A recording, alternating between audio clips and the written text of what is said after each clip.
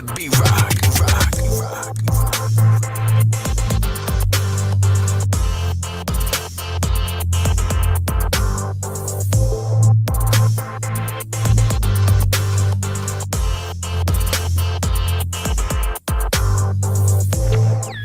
Yo, time, let the beat rock, rock, rock.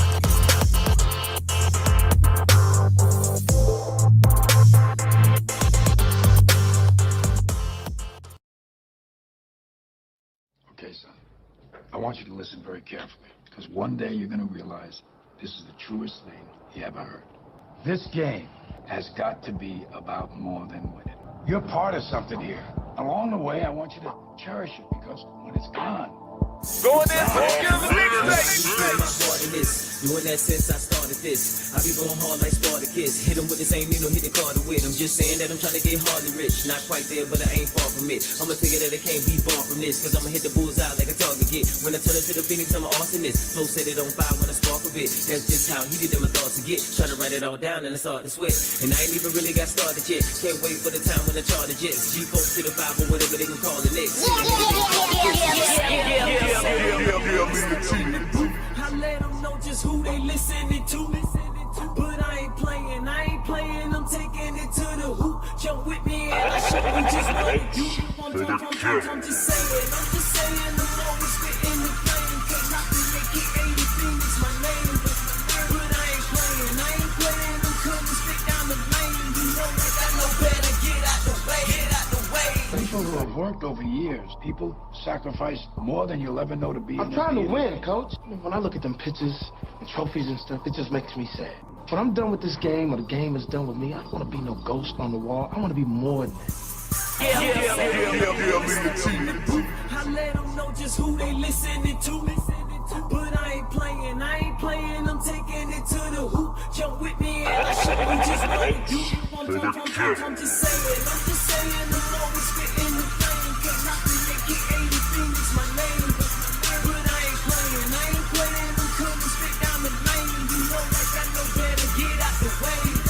If I don't know nothing else, it ain't no test in my pen. MJ with the game on the line, I'm just expected to win. Lyrically, I'm knocking them out.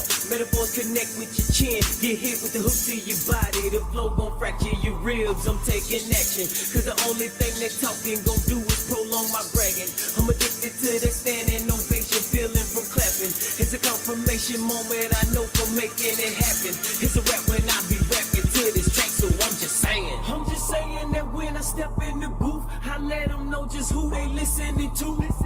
But I ain't playing, I'm taking it to the hoop. Jump with me and I show you just what it do. I'm just saying, I'm always spitting the flame. Can't knock me, make it 80 is my name. But I ain't playing, I'm coming straight down the lane. You know I got no better, get out the way. I ain't trying to disrespect nobody, but winning is the only thing I respect. It's the top spot, kid. It's the guy everybody's looking at first, the leader of a team.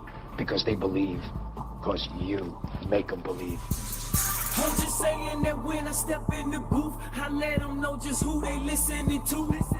But I ain't playing, I'm taking it to the hoop. Jump with me and I show you just what it do. I'm just saying, I'm always spitting the flame. Can't knock me, make it 80 is my name. But I ain't playing, I'm coming straight down the lane. You know I got no better, get out the way. All you do is talk at me, man. So I'ma stay who I am. And with the time I got left, I'ma play my way. Get my dollars up. So when you go to waive me, trade me, injure reserve me, or whatever the fuck y'all do, I'll be worth 10 times what I was worth before I got here.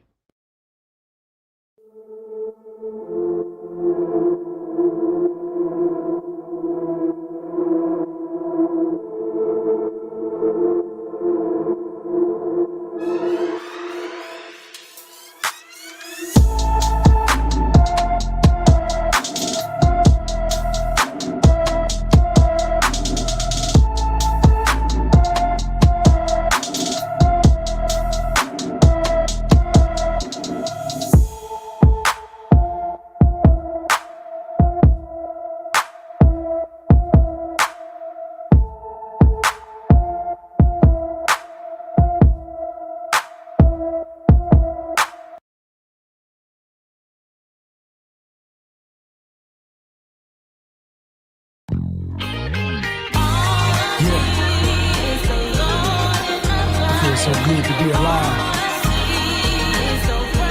Just to breathe. Just to see.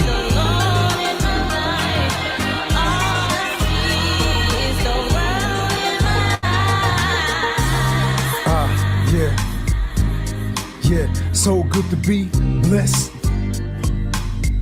Yeah, listen, so good to be blessed in a world full of stress. This is how I keep my head up, I live to give. Cause mama said, baby, when you're grown, the Lord will never leave you alone. And I'm so thankful that you gave me breath. One more day so I can live what's left. This is when you know you got favor. One more chance to praise the Savior. So ready to see my kids grow up. The most beautifulest thing in this world, what's up? I see you in the middle of the troubled times, good times. Lord, we on your time. Peace be still. How many people in the world know he's real? Hey, you brought me from a mighty long way. Hey, living in the world, Lord, every day. I know you ain't finished with me yet. I'm gonna cross that road when you say I'm ready. Still I'm blessed. Lord, still I'm blessed.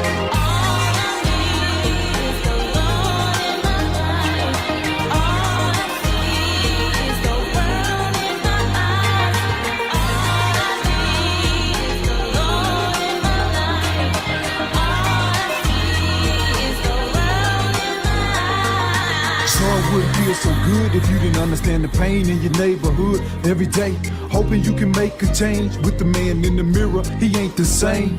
A hard head can make you learn a lesson. That's a true confession. If you don't know, it's time to be a blessing to the people you meet in the streets, the homeless begging to eat. Time to be a better neighbor. Hey, can you walk like a savior? I'm just a nobody, trying to tell everybody to sweep around your own front door before you come knocking for more. You see, love is the answer. We can heal the world and save the girl. Listen, cause heavy is the head that wears the crown. They can't hold God down, cause life ain't nothing but a testimony. But still I rise to the heaven only with my hands stretched out. It's so good to be blessed. It's so good. So good to be blessed. So good to be blessed. It's so good to be blessed. So good to be blessed. Father, I'd like to say thank you. I could see it in their eyes when they were talking to me that they were walking in the valley of death. This young mother and her daughter, and I was compelled. I could not walk away. I had to go and be a blessing to them.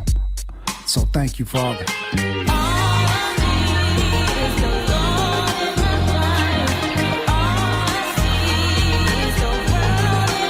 So good to be blessed. So good to be blessed. It's so good to be blessed. So good to be blessed. So good to be blessed. So good to be blessed.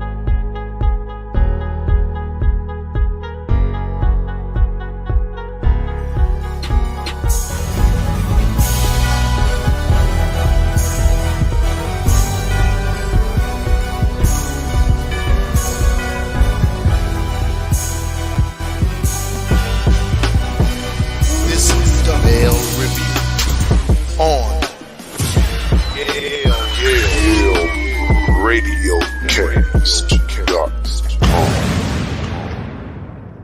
What up, what up, what up, what up, what up, what up? Happy Saturday out there. Ladies and gentlemen, you are in the building in Studio 7B, the home of the Mail Review live on Yale Radiocast.com. You have just reached the leg, ladies and gentlemen. Myself, Mark L, is in the building. How you doing this Saturday?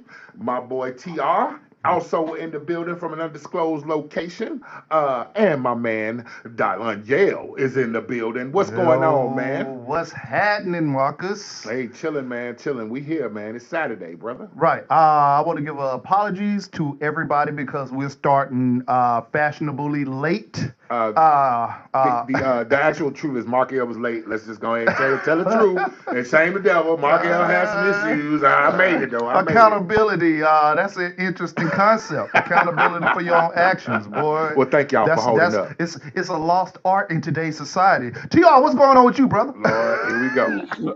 That being said, we need to put a disclaimer out there. We need to start a fundraiser for equipment because obviously. So what you trying to say? You trying to say I'm the old model? I'm outdated? No, my brother. I'm talking about we're doing a fundraiser for equipment as far as Yale Entertainment / RTV because obviously, folks, you can help us start on time. I blame y'all. I blame y'all. If y'all gave us more money, gave us more attention, darling, am I right about it? I blame the people. Yeah, they should give you money. If only. Only. I am clearly the opposite of accountability. In the fake world, I am clearly the opposite of accountability. Now, in the real world, I would say, apologies to you. The males usually, have a problem anyway when it comes to, is it us? I don't think it's us rolling out of bed, starting later, whatever the case may be. But I believe when you're in a different style of concept mentally, and I think Mark L is in that concept mentally where we'll get there. We'll get there. But guess what? Ladies and gentlemen, he's exciting when he's here, so we will wait on him every time. Yes. My bad. Man, so we have another outstanding show today. Yes, sir. We got a lot to cover, man. There's a lot. We have a lot to cover. I am today draped in all black. Right on. Just to give my honor and respects to the people that we've lost recently. Man, we losing so many, across the board. Just from the entertainment value of things, we've already covered DMX last show in the passing of him and Black Rob and Shock G. Man, this is a very the one that put the satin on your panties. Man, the one that told you about a fictitious drug that I was looking for. I actually tried to find some sex packets. It's only $1 or $2. You were looking for sex packets? I really was. How many for you? Man, $1 or $2. Listen, see what I'm saying? Hey, look, man, I went to a digital concert back when I was a teeny bopper, man. Oh, you attended one? You got one? Oh my God, listen, that show was bananas. That's all I know, man. Them brothers definitely brought a lot of joy to my life. So definitely my heart goes out. Definitely missing my brother. Also, we celebrated the anniversary of the passing of Brother Prince. Yes, Prince. This happened this week on the 21st of April when he passed away. So we definitely, I played my Prince records all day while I was working. So right on for that. Oh yeah, you had that on lock. I saw your posts and everything. Yeah, man. Changing your Facebook page. Yeah, man. Everything. So you definitely did your dedications. TR, you was a big Prince guy as well, wasn't you, brother? Yeah, I was a big Prince guy because it's musicianship. I've always been in the Ford Chevy style argument of Prince and Michael Jackson. If y'all understand what I'm saying, men understand what I'm saying. You're either a Ford guy or you're a Chevy guy. You know what I'm saying? Well, that translated into Prince or Michael. You know what I'm saying? It seemed like you had that slight argument, a slight agitation if you told somebody, oh, I think Michael Jackson's better than Prince, or I think that Prince is better than Mike. But I will say this, folks. Prince, to me, was leaps and bounds ahead of Michael because it's musicianship. Now, not when it comes to entertaining. You got to understand what I'm saying. It's a difference when you're talking about an artist or a musician. I do music, I play music, and I respected the hell out of both men. But let me tell you, Prince ran that gauntlet for me. That being said, Mr. Greg, Mr. Shock G, Mr. Greg, did y'all know that he was the pianist on Sex Packet? He played the piano. As a matter of fact, he was an enthusiast on live instrumentation in his music. You know what I'm saying? And if you ever saw like an interview of any type or whatever, he would dissect. There's a great interview on YouTube where he's dissecting, I think, the difference between even I think the way that Tupac and Biggie's cadences was. He likened Tupac to a Malcolm X or Martin Luther King, the way he preached his sermon through his rap. And he said that Biggie just had that cadence to him, where you loved his flow more than, you know, anything or whatever the case may be. But I mean, even looking at this dude, even looking back at some of his stuff, Mr. Greg, he's not what I see the modern day doing. And maybe I'm wrong in it, fellas, but he dove deep off into the musicianship. And I appreciated that. I appreciate that about Mr. Shock G. So I salute you myself, sir. A lot of people don't understand how these folks were behind the scenes, and the musicianship of Shock G needs to be analyzed. Y'all folks really to pay homage to this man. Look at some of his stuff. Right. Good dedication. Appreciate that, TR. And I guess we're going to have to go into the more somber side of things, which is we're going to go into our topics for today. Oh, yeah. A verdict has been passed down for Mr. Derrick Chauvin. Listen, let me tell you, boy. What up, Mark? They loaded that thing down with so many National Guards everywhere. Every state seemed like they sent their National Guard to their capital because they just expected violence to break out. But ladies and gentlemen, TR. Instead, I chill.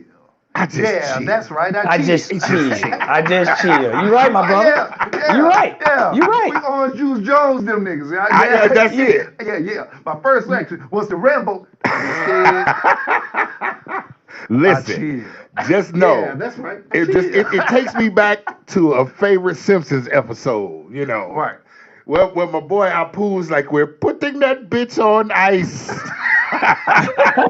Derrick Chauvin was found guilty on all 3 counts, y'all. He was found guilty on all 3 counts. Now, of course, here at the Mail Review, you know, we definitely we applaud this. We definitely do agree that it is about time that this has happened. However, you know, we always remain steadfast in our stoicism when we think about these cases and when we think about these situations, because, you know, I heard it mentioned in the interview that they were talking about. One of his brothers were talking. I'm speaking of George Floyd. One of George Floyd's brothers were talking because after the verdict came down, of course, every news outlet wanted to interview the family to see how they felt and, you know, wanted to get the reaction and all that good stuff. He likened it to this being this generation's Emmett Till, and I couldn't argue with that. I couldn't argue with it, but at the same time, I mean, where are the killers for Breonna Taylor? Never mind. What about? Never mind. My point being, there's so many more hashtags. Right.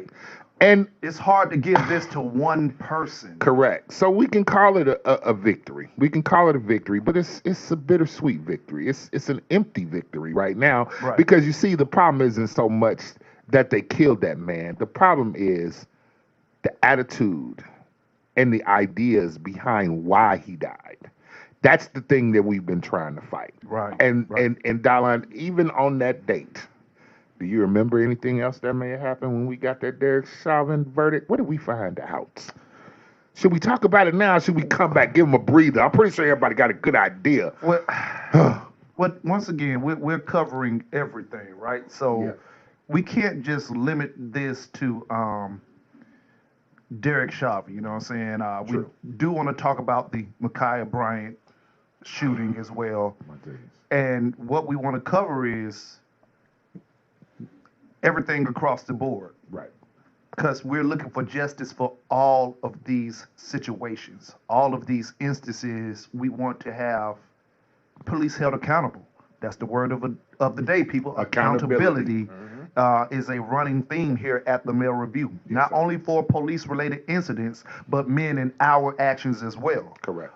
Within ourselves, we have a conversation about accountability for ourselves as men, as leaders, as men in relationships, and people outside who are the younger generation of boys coming into manhood. A lot of things on both sides, even with women, it's global. Starts with accountability of your actions. Correct. Okay, so when we talk about all of these things, they may differ in yielding a different outcome. Correct. You know, the outcome will remain different from possibly, unfortunately, what may be for Ma'Khia Bryant than what happened with George Floyd, and that's very unfortunate. But we want to go into the reasons, and we want to break down, and we also want to give some call-ins. Call in 678-586-9241.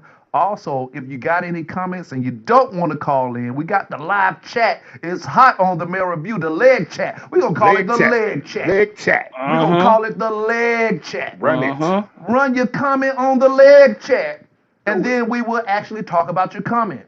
Now, before we turn TR loose on y'all, because I'm finna tell you right now. TR, come on here, man. Tell us what's going on with you, brother. Yo, I don't know what y'all are speaking about, but you know what? It's I guess you got to hear these things about yourself. When it comes down to it, I don't think we talk about accountability too. Yeah, right. I don't. And here's the thing. I think my brothers are talking about my degree of accountability, and I will start by saying I don't do a lot of stuff right. I do many things wrong, but understand one thing: I will never hide behind my faults, my negatives. I will stand by them and say, I need to learn, I need to do better. That being said, that's what we're doing here at the leg. We might not necessarily say what you like today, but understand one thing. We understand within ourselves and with who we are as men, we are holding ourselves and our community and other communities accountable. So whereas we're going to hit one, we're definitely going to hit the other one. You might not like what we say about one thing, but damn it, if you like what we say about the other, then just look at the rationalizing of what we have and what we see. Because I feel like a lot of people out there, when they don't understand or they don't like what TR says, they immediately go to the problem that they got a problem with me. And let me explain something. You don't got a problem with me, everybody. You love me. And if you don't love me, something wrong with your black ass, or white ass, or Asian ass, or whatever ass you have. Or a woman, man, or a woman. Or a woman, or a man, or a woman. Because my truth is my truth, and if you don't like it, then hell, because I will be honest with y'all. Once we dive in, we will have different, I guess, takes on everything that we got going on. Some going to be very similar. Some going to be exactly the same. But I promise you, if Mark L is sitting in that damn chair, we're going to have a conversation. Yes, sir. Yeah. Okay, so we want to take a break, man, because we want to get these hot topics time to sizzle. And we want people to actually gather their thoughts on this. And we're going to pull some more research, because what we want to do here is provide accurate information. Yes. Because outside of the accurate information and facts, we're just talking about men with opinions here. Yes. Although this is conversation from a man's perspective, the best part I think that we can provide is the actual research and the facts on that topic. Correct. Do you agree, Mark? I agree with you, my brother. I think we can do that. We definitely want to provide accurate facts. We don't want to talk from a place of supposition. We'll give you the facts as they are up to date. Again, just be mindful that things are ever changing every day with news stories and new investigations. So we will try to give you the most accurate, up to date facts. Shout out to Trey Michael. That's Michael is buddy. On the chat. That's That's my girl. That's my girl. We already know it's about to be a show with Trey Michael. That's my girl.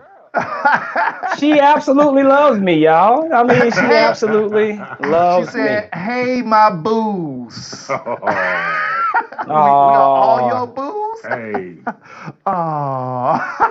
It's okay. Don't worry about it. Hey, TR. Yes, I do adore you, TR. I will. Hey, there TR, you going to have to meet her. Yeah, wait a minute. Hey, she said, why choose only one? I hear that. You damn right. You damn right. Because I guarantee you, Trey, you're gonna get tired of if you dealt with just one of us. You'll get tired of that. So you need to swap. Need three. You need to know swap. what? Let me go to this room because That's amazing. Right. Oh, Right. my bad. I didn't mean to break it down in the rooms, but hey. Right on. Yeah, man. So we're gonna go on a break, y'all, man, and we're gonna come back with some music. Enjoy the advertisement. Once again, this is YaleRadiocast.com. You already know what the motto is. It is get the business. We're gonna come back from this break and we're gonna get into these topics. Hey, chime in on the chat. We love y'all. Thank y'all for tuning in to Yale Radiocast, the Mail Review. Let's hit it. Lock that flame, sweeter truth. That's right. Rich the producer. I'm a killer when I spit like a fucking chopper. Pulling up to your booth, then I get straight to the problem. What's that? You need some help killing a beat, but can't find the words to describe it. So you call on me and K-Lock can provide it. So get out your feelings, this shit gon' be fire. And know that I'm a spitter, that be with spitters like my nigga Monty and Skrilla. What up? I tell him kill him, Skrilla say got him. Monty say no, I'ma hit him. Now we know the mission, crank up the ignition and ride on the game like a victim. And when we get in, we gon' fuck up the system and take the respect they gon' give us. And you gon' know we the truth. The music we making is gon' be the proof. Make them say ooh, I don't know what else to do when K-Lock and walking with his crew. It's about to get blown because I done blew like a crib member more ready than you. If my name was Simon, they do what I say and just pray I won't ring the alarm in the booth. Cause I got the juice. When hell's go pushing the button, then I get them tight as a noose. Leaning on me, you won't stand a chance. I ruin your plans, the chopper the screw. You pop in the trunk and we poppin' one too. It's a reason K-Lock and they rockin' with you. Ain't no stopping this shit that I'm dropping. It won't be no option. I'm straight to the top with the view. So who want the smoke? Cause I'm rolling up, nothing but loud. The volume is up. So you gon' be hearing and feeling my rap. Don't walk in my path or chillin' the cut. This gon' be the end of the game as you know it. I take it and throw it and start the shit over. This is what happen when I get the challenge to take on this beat and then try to destroy it. And now that you know it, I'm a killer when I spit like a fucking chopper. Pulling up to your booth, then I get straight to the problem. What's that? When you get to spitting, you sound like a baby that's crying but don't know it's colic. So I gotta acknowledge when I do a feature, my flow get audacious and brolic. It's woo. Lock. I am so rare, we play truth or dare. You better pick dare, cause I am the truth. You better beware, if you on the track, I'm killing you there. What I'm about to write, it won't really be fair. To keep it 100, I don't even care. Whatever gon' happen, I'm fully prepared. Know the game ain't shit, cause niggas do a song and they thinking it's a hit. And the niggas play along and tell them that it is. But then I hit a song and it's fucking with my ears. And I go into the booth, cause I be all pissed. Going in for the kill, tell them that the game over. If you didn't know it, just remember what I told you. I said we the truth to the world, I'ma show it. Jumping off the deep end with it. Yelling cannonball so you hear a nigga coming on, creep in with it. I'm only here to show him that I'm something like a motherfucking wolf. And you looking like sheepskin with it. I hate to have to be the bearer of this bad news, but I'm coming through to kill about at least 10 gimmicks. Finally I figured out how to finish all of my foes with the flow, so the ink pen did it. J-Rock shit, I'ma win-win with it. K-Lock straight like 10-10 with it. Word to my Uncle Willie giving me the game. It'll never be the same when I pen in lyrics. When I get a beat, I'm going in with it. Like a nigga about to go and do a big with it. K-L to the O-C-K-I-N on a motherfucking Kill Bill mission. Lock. I am so rare. Yeah. We play truth or dare. Better know it. You better pick dare. Cause I am the truth. Woo! Like a fucking chopper. Then I get straight to the problem. What's that? Like a fucking chopper. Then I get straight to the problem.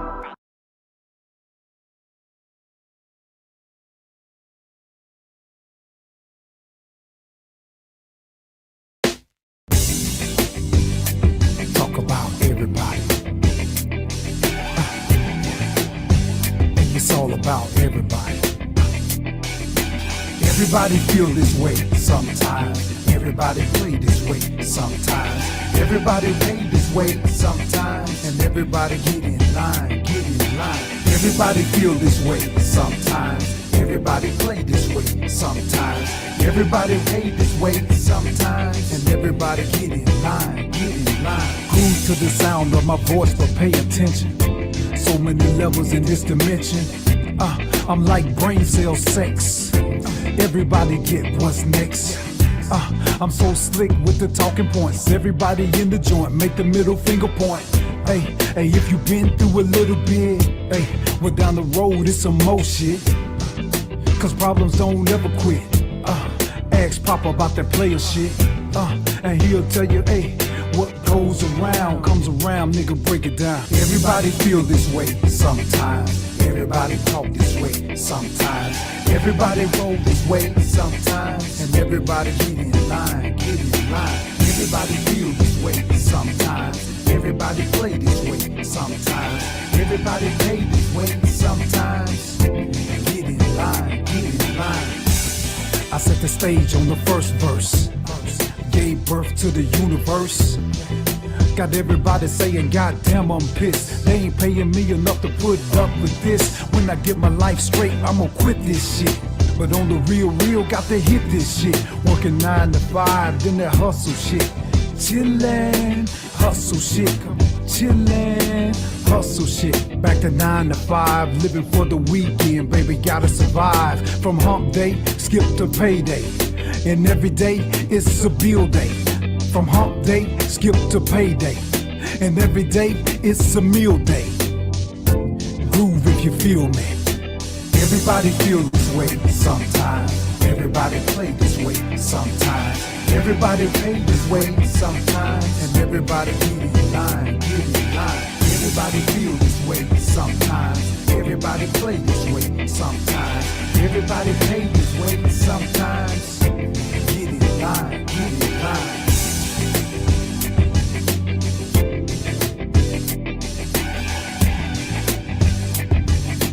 Get in line, get in line.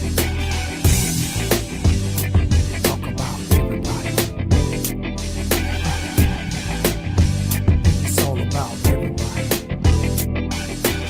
Everybody feel this way sometimes. Everybody play this way sometimes. Everybody pay this way sometimes. And everybody get in line, get in line. Everybody feel this way sometimes. Everybody play this way sometimes. Everybody pay this way sometimes. And everybody get in line, get in line. Everybody feel this way sometimes. Everybody play this way sometimes. Everybody pay this way sometimes. And everybody get in line, get in line. Everybody feel this way sometimes. Everybody play this way sometimes. Everybody pay this way sometimes. And everybody get in line, get in line.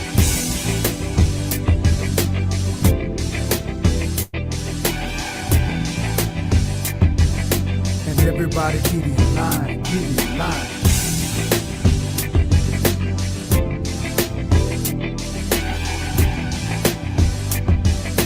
Get in line, get in line.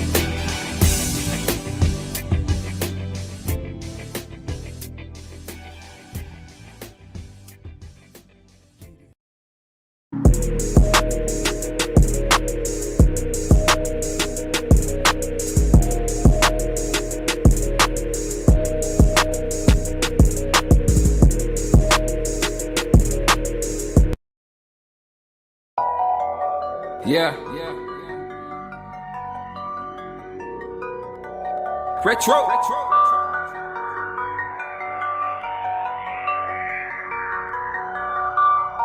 Alright, I'm done, bitch, I had it. Yeah. Haters can't understand my passion. Nope. Yeah, they talk down when I come around. Niggas wanna turn to an actress. Retro is problematic. Block loaded with this automatic.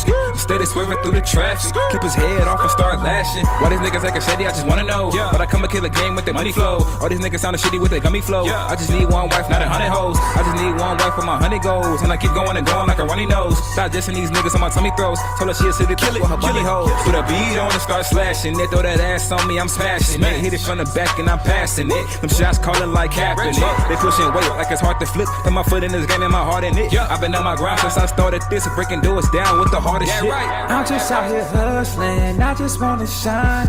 See me put in work, yeah, focus on my grind. I just want the M's, it's money on my mind. Once they see me ballin', I know it's my time. I'm just out here hustling, I just wanna shine. See me put in work, yeah, focus on my grind. I just want the M's, it's money on my mind. Once they see me ballin', I know it's my time.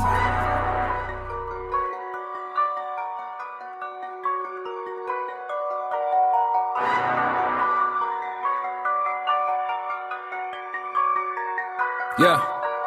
Retro, more like Chef Joe, cause I'm whipping up that recipe. I swear these niggas all in my path, they on my line of trajectory. His chick won't stop texting me, she blow my line trying to sex with me.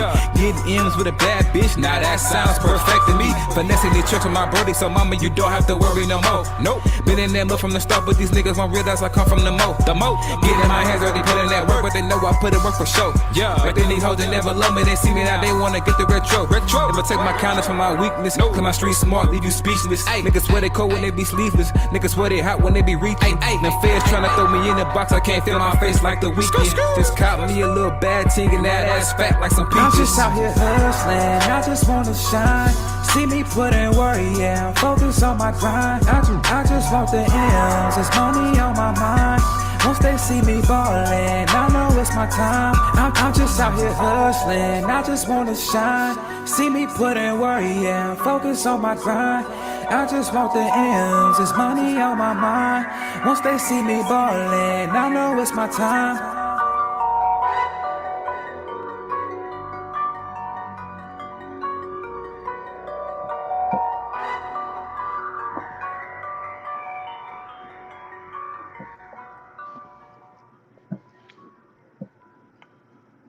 All right, we are back from a little audio break, a little advertising break. Thank y'all for tuning in for YaleRadiocast.com. We are back. We want to go back into this topic once again, man. We are talking about stop killing us. That's just basically it. Seems like we got to have this conversation by every 6 months. I'm getting tired of it. Stop killing us so we won't have to talk about this and we can address other issues. Yes. It's where I'm at with it right now. Now, I'm not trying to say, and I hate when we go into these conversations, it's always the one person that says, well, we need to stop killing us too. We're not going there. We're not? This one isn't for you. Because that's already a understood, well, maybe. That's the all lives matter response. That's the all lives matter response. That's the all lives matter response. Which is, now this is a actual true statement. We need to actually focus on how we conduct ourselves with ourselves. True. We need to be accountable for our own actions. That's obvious. But every community polices their own community with how they act within themselves. Correct. So just because you're affecting me, that has nothing to do with what I need to do with my people, what goes on in my household. Correct. Because we do need to work on our household. That's not a question. That's beyond the question. That's understood without a shadow of a doubt. Yes, we do need to actually do some things that actually fixes our own community. But once again, that's a stats conversation that some of you. Problem. It's a social problem that you don't even want to have. Correct. Don't tell black people to stop killing black people when white people kill white people, Korean people kill Korean people, Hispanics kill Hispanics. And so on. Crime across the board is equal within its own community. Correct. Okay. Go ahead, TR. Let me say this to put it as eloquent as I can put it, as far as the response to the argument of, well, black people kill black people, whatever. Look, and I'll be so honest with y'all and transparent. From the early years of America, when we had slavery, blacks wasn't being caught because they were guilty of things. They weren't being caught because they served a certain kind of agreement with the plantation owner. They were getting caught and getting dealt according to the way that it was back then because of the color of their skin. Blacks aren't killing blacks because they're black. Blacks are killing blacks because they're ignorant. Let's just be honest. It's a lot of blacks out there that's doing ignorant shit. We're not saying that they're not, but blacks aren't killing blacks because they're black. Right. Whites clearly in history have killed and have formed the thing that we call the police department, with the idea that came from the way that they handled slaves and the way that they hunted down rogue slaves that went off the plantation and went to go run or whatever. They did what? They formed up what was called a posse. Right. And they went and looked for black people because of the color of their skin. And I guarantee you for a while that they probably, and we had some movies on this, there were free blacks at the time that got brought back into slavery simply because they were walking down the wrong trail at the wrong time, and the white headhunters found them and returned them to a plantation that they were never from. Right. Now, that's just facts. Right. So we're not arguing the idea, people, of blacks in violence, whites in violence, community in violence. We're not arguing that fact. And maybe y'all are so ignorant that you don't understand that. So let me articulate that a little bit better. We're saying this, that we should never have a governing authority that picks out people because of the color of their skin. We should never have an authoritative figure in our community that deal with people differently because of the color of their skin. Or let's go a little bit deeper, or the emptiness of their pockets. Because I believe a lot of these things are happening in these neighborhoods where these cops feel like that these people do not know the law. Treating them like throwaways. Right. Or they can't get or ascertain a lawyer. They can't retain a lawyer. So I can ostracize this person or disenfranchise this person as far as the laws. I can separate and treat him the way that I felt like I rolled out of bed that morning. Okay. Like I said in another episode, there's certain things that you got to do 100%. In policing our communities, I hold you accountable. Whether you're white, whether you're black, the problem is not people we're having a racist war, because there's a lot of broke ass damn white people ain't got a dog in the fight. Correct. Right. But these are governing parties. These are authoritative people. These are people of power, because you can't be racist by definition without controlling the narrative of the people that you're disenfranchised. And that's the part that they don't get. It's a difference between, the next level of racism is what we're about to say here. The next level of racism is not only just, I don't like you because of the color of your skin. Let me show you what I can do to you in your whole existence. Because of the position that I hold over you. We're going to go across the board here. It's a lot to talk about, people. Once again, we would appreciate it if you call in 678-586-9241. We're going to talk about this Devin Chauvin verdict. We're going to talk about the Ma'Khia Bryant shooting, and also we have to cover Dante Wright. Yes, sir. And his death. It's a lot. This is within like a week's time frame, man. Listen, man, it's disheartening to think that we're celebrating this verdict for Derrick Chauvin, of course, being found guilty on all 3 counts. But it kind of feels like we celebrating it the same way we did when OJ got off, right? Yes. Because, we were happy to see that OJ got off, even though we all had our own opinions about it. But crazy thing is, Don Lemon said the exact same thing. Yeah, Don man. Lemon literally said that, we got to call in. Thank you for calling in to the Mail Review on Yale Radiocast. Who do we have? Hey, your girl, I'm calling from y'all right now. I am holding my collection bag and passing it around. You got a collection bag? I've seen your collection bag, Spicy. What's up, Spicy? You were supposed to bring that particular collection bag to the studio. It got a hole at the bottom. Yeah, I said it got a hole at the bottom. But let me just say this. T101, you hit a valid point. Everything you said was on the money. We do need to police our own, but the thing is, policing our own, that means that certain people don't have total control over what's being said or done in our community. They're not gonna let us do that because they're gonna be losing money. Think about it. If we get to the point and we start back policing our own kind, period, or our own neighborhoods, or however y'all want to put it, a lot of money is going to be think about it, the prisons are making a lot of money, and a lot of the people in the prison is us. So when they're not having the convictions or everything, and the violence stops and all the drugs that's being brought in our community is stopped at a minimum, what makes y'all think that it's going to still be okay? You don't think something's going to kick off to make it that they're not going to accept that, and something's going to happen that we have to go right back into what they're doing now? Do you understand what I'm saying? I'm not talking crazy. Go ahead, Mark. What you got for that? Well, primarily, from what you're saying, basically, you're wondering if we get to that point where we can go ahead and we can police our own communities and them losing money, which is basically one of the ways we gain power in this country by having money. Am I correct? That's where you're going with this, Spice? Right. Okay.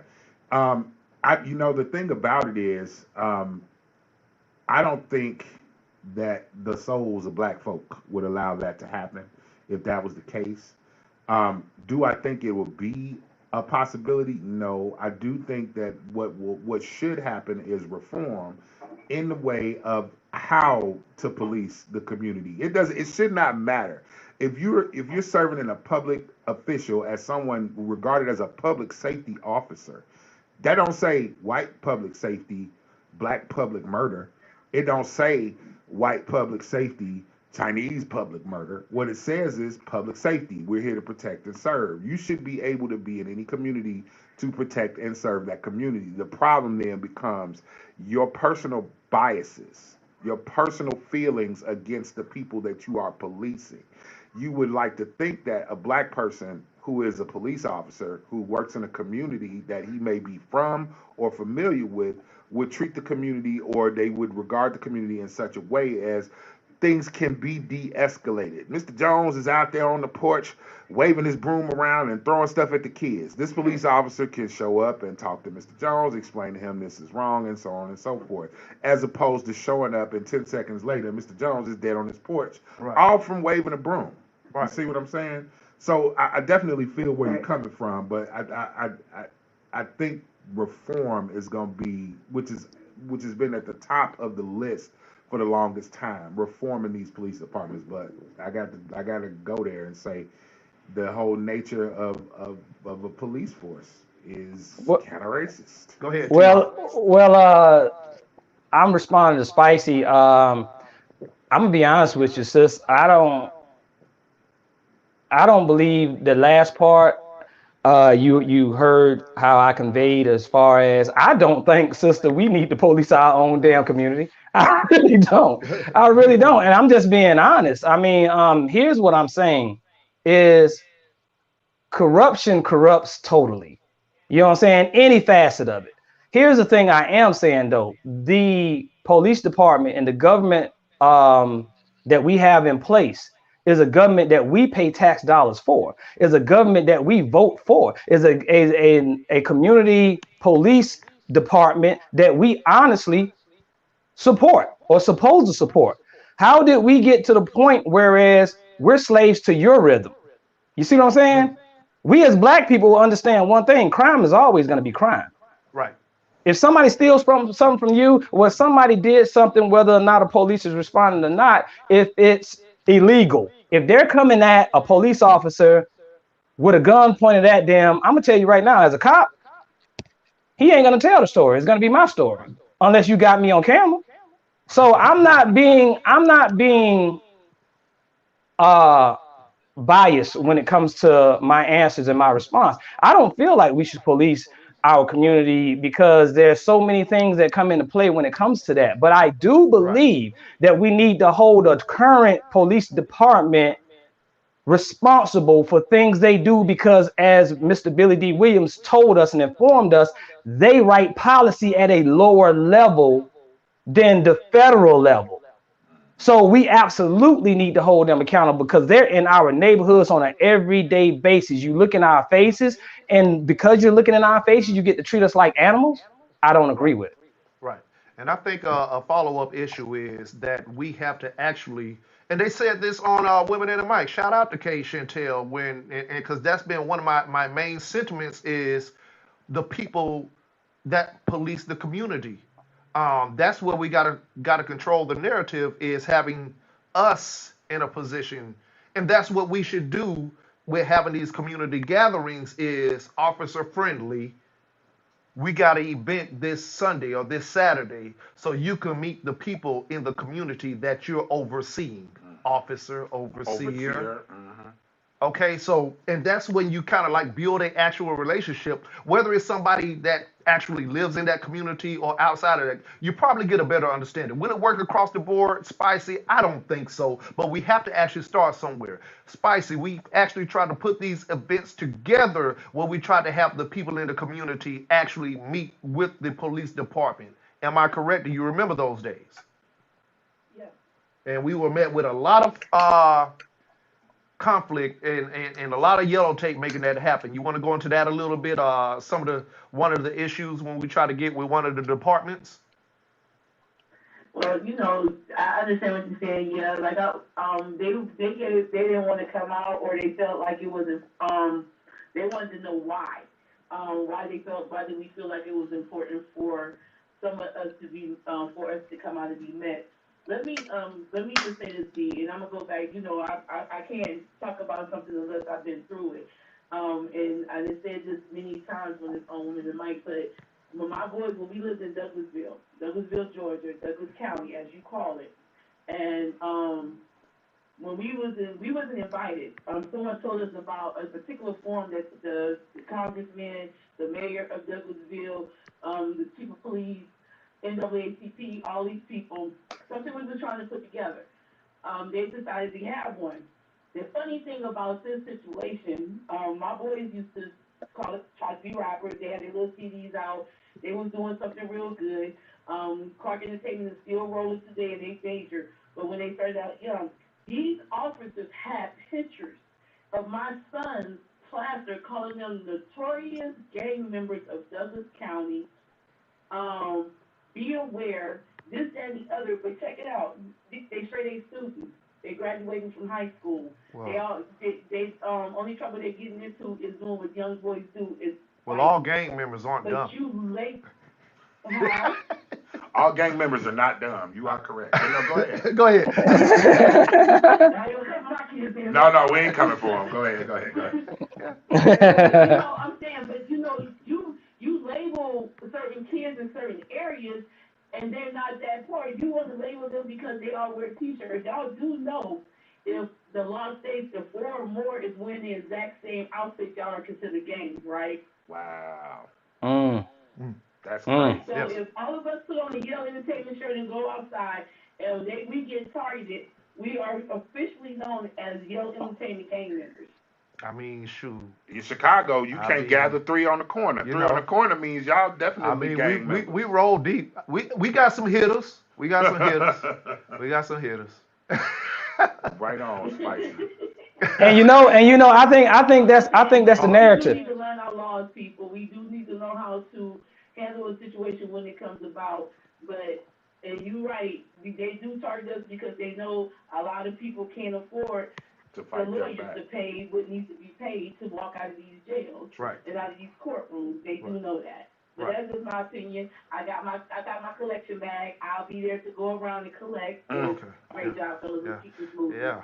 Help with the fees. Shout out to Spice One Entertainment and Women in the Mic. Tune in every Wednesday and Saturday. Right on.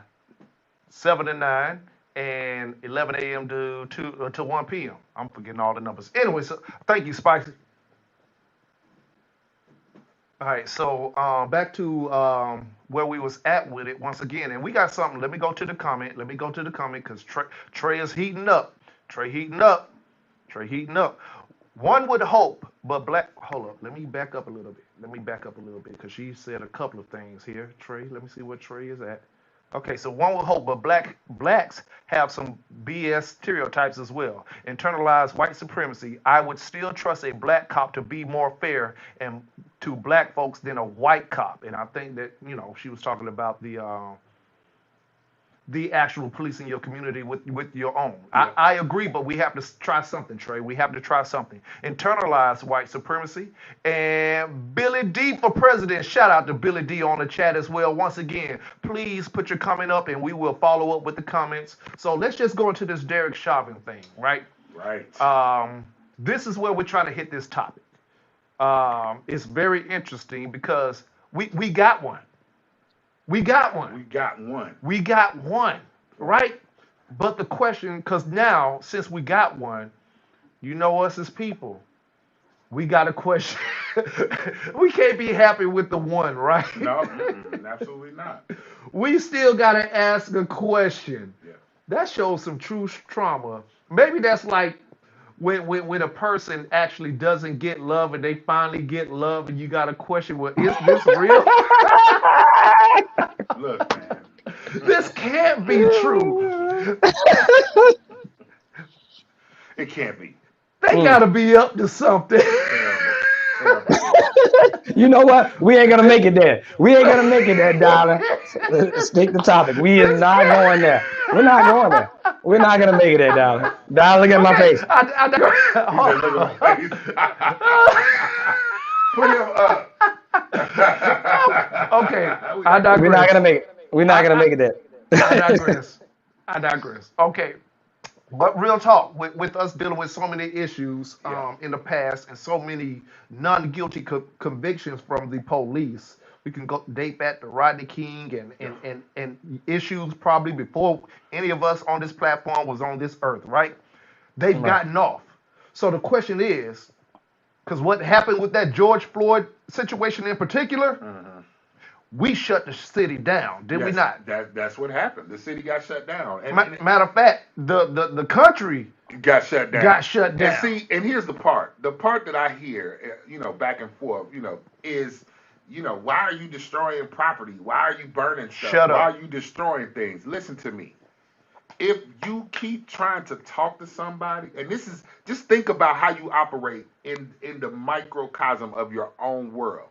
If I keep trying to talk to you and you're not getting my point, it's going to frustrate me to the point where I'm going to have to change tactic, right? You're right. So, even in the military, when we give warnings, we shout that warning at you to let you know, hey, first of all, you in the wrong place, okay? Then we fire a warning shot to let you know further. Listen, you're in the wrong place, and that was a warning shot. The next shot is going to be send a mass, right?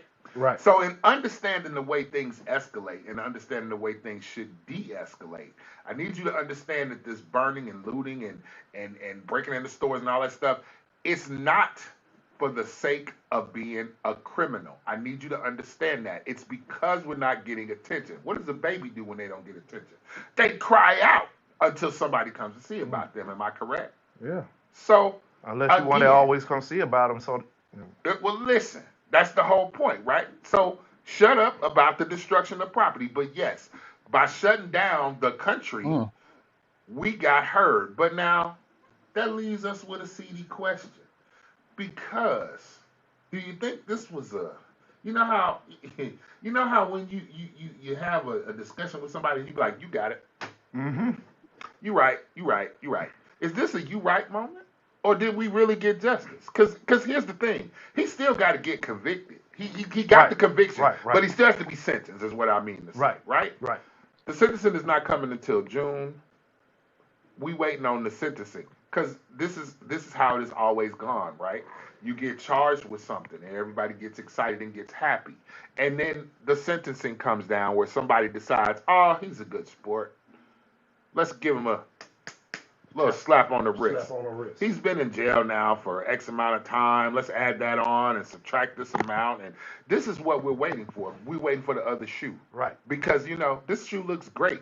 You put down the fresh Nike, but if you drop a Pro Wing when it's time to go ahead and do the verdict, where you're going to decide what his sentence is going to be, that's going to be the real question. Let's go back on a situation. Let me read up on this. Amber Geyer sentenced to 10 years for murdering Botham Jean in his house. Yep. We do recall this trial from a year ago where the young lady claimed that she thought it was her place. Apartment, yep. I remember that. Right? So this man was just in his house. Sitting on his sofa. Eating some ice cream. Doing the same thing that Kay Chantel was doing on Women in the Mic only 45 minutes ago. An hour ago. Just chilling. And got murdered. And the maximum, the sentence that they gave this woman was 10 years. 10 years. 10 years. So these are situations where does it look like, okay, let's gather around. Because the judge can look at it like, okay, yeah, do we got to give this guy a conviction? Now the jury across the board was like, yeah, he guilty. He guilty. He guilty as hell. Correct. No matter how much evidence that they tried to present, the facts show that there was no reason for whatsoever for you to have your knee on this guy's neck for 9 minutes.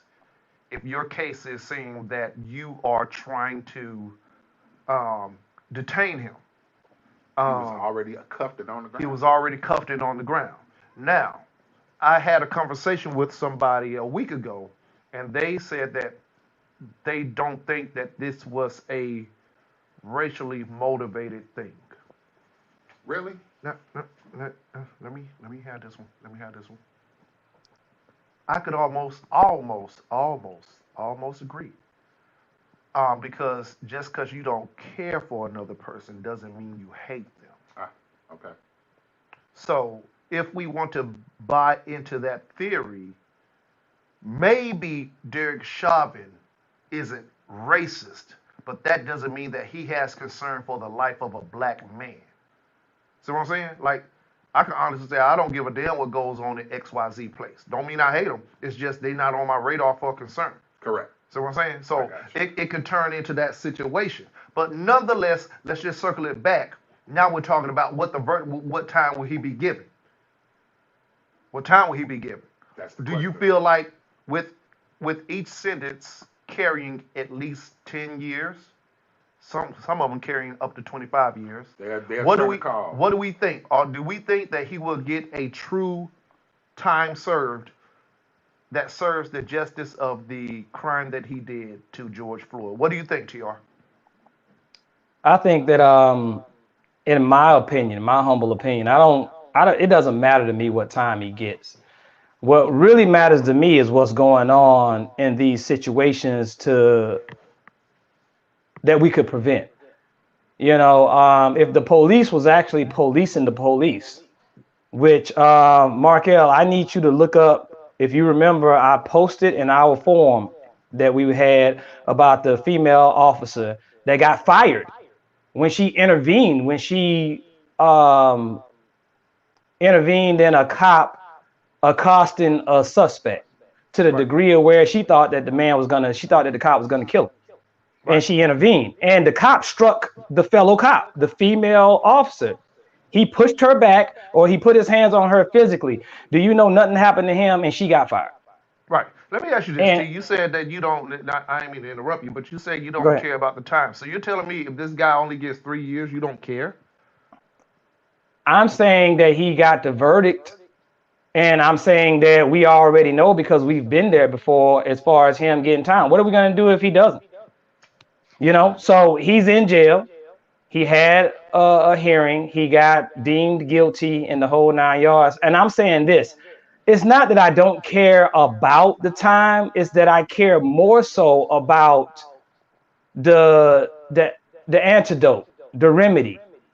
Taking one bad cop out is not restructuring the policies of that office. Because nobody even said what that office was mowing over. Or did they have a problem with their policy? Look, if that's dealt with in-house as far as a policy, I never heard it. I never heard the police chief's dismay or just hurtful response that this is not who we are as police. This is not my department as far as what this man did. He is a criminal because he murdered somebody. Look, just because a cop is a cop don't mean that they need to lie for another cop because you're not doing your job as a cop. Right. That's simply what that means. If you're policing people, you have to police the people that are your so-called brethren that got the same uniform on as you. So I would say this, my issue is more so with the cops that are silent. Because if you're silent about that, then what are you saying about the policies that aren't on camera? that are getting out of control. What are you saying about the people that are killed that just so not happen to be on camera? Right. And it's just, go ahead. My bad. No, go ahead, T. You were finishing up. Yeah, he was on the road. Well, I was just gonna say, as far as everything go, my issue with that cop is, what about the other cops? You know, I would like for a cop to come up when it ain't no body camera and say that this other cop did wrong. Correct. When have we had that? That's the Go thing. ahead. And I definitely found that story that you're talking about. This was in Buffalo, New York, where the officer intervened because the cop that she was with, or her partner, or whoever was on the scene at the time, put the suspect at the time in what they viewed as an illegal chokehold. And when she intervened, she got fired. Now, this officer had been on the force for 19 years. She had done 19 years, and she only had one more year to go to get to her pension. Wow. And they fired her for intervening with that officer. Years? 19 years, an officer. So you trying to tell me... Whoa. Remember when they fired her, they did not give her severance package. So not only did they fire her, she didn't get severance or anything. Go ahead, Markel. Yep, you are correct. She didn't get her pension. She didn't get her severance. They do have a new lawyer on the case. Definitely trying to work through that to try to see if they can get that done. I don't quite see any updates on it yet. But she won it. Oh, she did win. Good. Okay. She did win. All right. Right. Okay. But primarily, this is what we're talking about, and I feel you, TR, as far as trying to get the other officers to turn on their own brethren, because the problem is that this is what I see. They have taken the blue lives and the thin blue line. They've taken it way too far into the belief that you're no longer a citizen. See, I understand that you're a police officer. You're performing a task. You're performing a job. I absolutely understand that. But we all work. We all do things. Right. If in my job, if I saw somebody being treated poorly by someone else, I feel it would be my right to step up and say something. Right. And in the case of this, but the problem is, TR, and I think the biggest issue is, if the cops did start telling on each other, so to speak, we're going to use that, man, do you know how many murder cases going to come down? Because I'm pretty sure they done seen some stuff, right? Right. Well, Trey Michael, shout out Trey. Police culture, you do not turn on your own. Mm-hmm. They will crucify your ass, which is true, but that's an internalized problem that has affected us. Yes. You know, right. we have been so victimized behind this so-called culture that we don't trust none of them. We don't trust none of them. So it goes back to me even saying, come on with it. Greensboro, North Carolina. Let's see who we got. Thank you for calling the Mail Review on Yale Radiocast. Who do we have? Yo, it's Billy D on the check-in. What up? Billy D, Mr. Billy D Williams, my Williams brother. Shout out to you. Accountable Youth is in the house. What's happening, brother? Ain't nothing, man. I'm listening to the show, man. Y'all think, man. Big up. What up, Mark L? Hey, what up? What's up, Billy D? Hey, hold on 1 second. Mark L, Billy D got a personal grievance with you, brother, because he said every time he's come here, you have not been here yet, man. He say, what? You got a problem with him? No, man. Coke 45 works every time.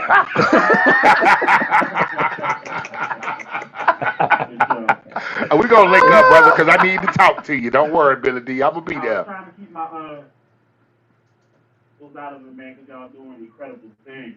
Hey, man. Thank you, brother. There's something that TR is on. What up, bro? Love you, Mr. Yo. Yeah. There's something that he's touching on that's very important about the Chauvin verdict, right? Yeah. Right. And it's right in the middle of what you guys are talking about. You can't forget that it's a new precedent, not just because of the verdict that, or because of the verdict that Chauvin was given, but we also have to remember that the 3 officers that were with him, yes, they go on trial right to come. Right. Right.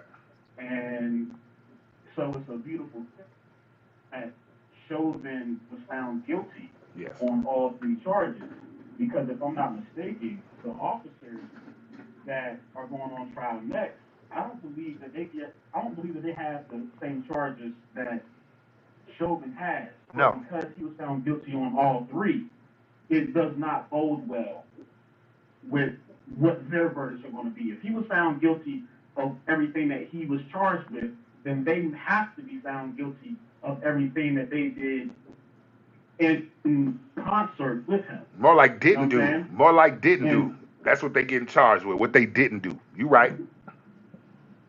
Right, there you go. There you go. So like, so if he's found guilty of what he did, then they have to be found guilty of what they did, of their part in it. Right, right. So that is what's most important about what you guys were talking about, in my opinion, is just the fact that now it does lead to something where police have to hold each other accountable. But this is just a precedence, right? Like, this doesn't change anything. It doesn't change the law. It's just the next time this happens, the lawyer who is trying this case will be able to use the Floyd case of 2021 or the Chauvin case of 2021 to show why other police officers need to go down when one does something wrong. Right. Right. Yes. So, I mean, that's a very dope piece to it. But, I mean, in order to actually stop it, and for the police departments to have a no snitching policy, I believe that the only way that you break that up is by, I think we need to start hitting the police unions, right? When these police officers do something wrong, rather than firing them, if you hit the entire union, when another person is found dead or another person is killed on that city's watch, that police union should be hit. It should be fined heavily. Right? Because now you're dipping into my retirement, you're dipping into your retirement, you're dipping into my kids' college fund. You know what I'm saying? And once you start hitting people where it hurts, the pocket, and you're out there in the streets, and there's another police officer. I'm sorry. Go ahead. And once you're out there in those streets, and you see another police officer doing something that is not right or is not up to code, you're going to stop him because you're going to think about your biggest loyalty, which is your family, which is your house, which is your key to education. And I've always said so in that. order to give people, go ahead. My bad, brother. I was saying that I've always said that once again, once you look at a way to hurt them financially, that's when they'll think about their actions differently. I'm just agreeing with what you were saying. Go ahead, carry on. Absolutely. Because I mean, like, let's keep it a buck, right? During the civil rights movement, what hurt them the most? What got us the rights that we got? It was not sitting on that bus. Right. And once we interrupted the system, things had to change. Laws had to be passed. Look. Right. So we have to find a way to integrate, just like we did in the 60s, where we do all the protesting like we did for George Floyd, but we also bring together all of our financial resources and freeze them out. Yeah.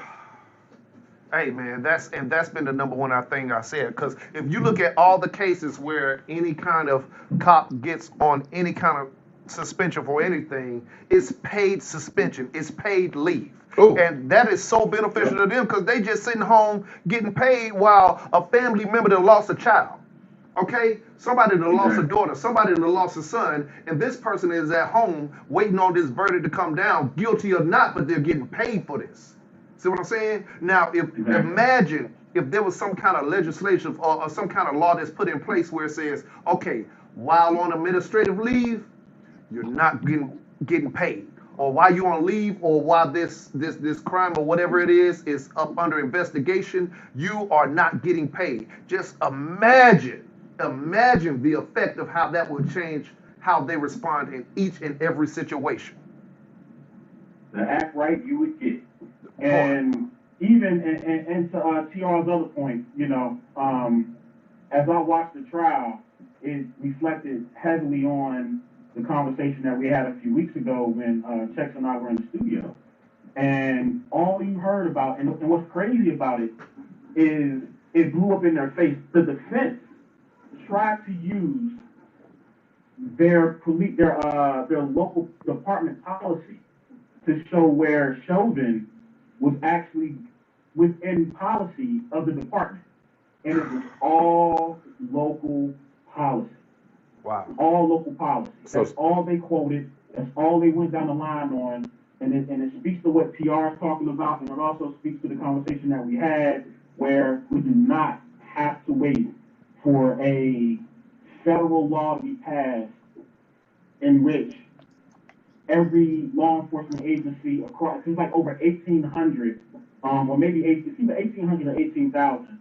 18,000 seems a bit morbid, but it's 18 something. You take away or add a zero. Police departments across the country.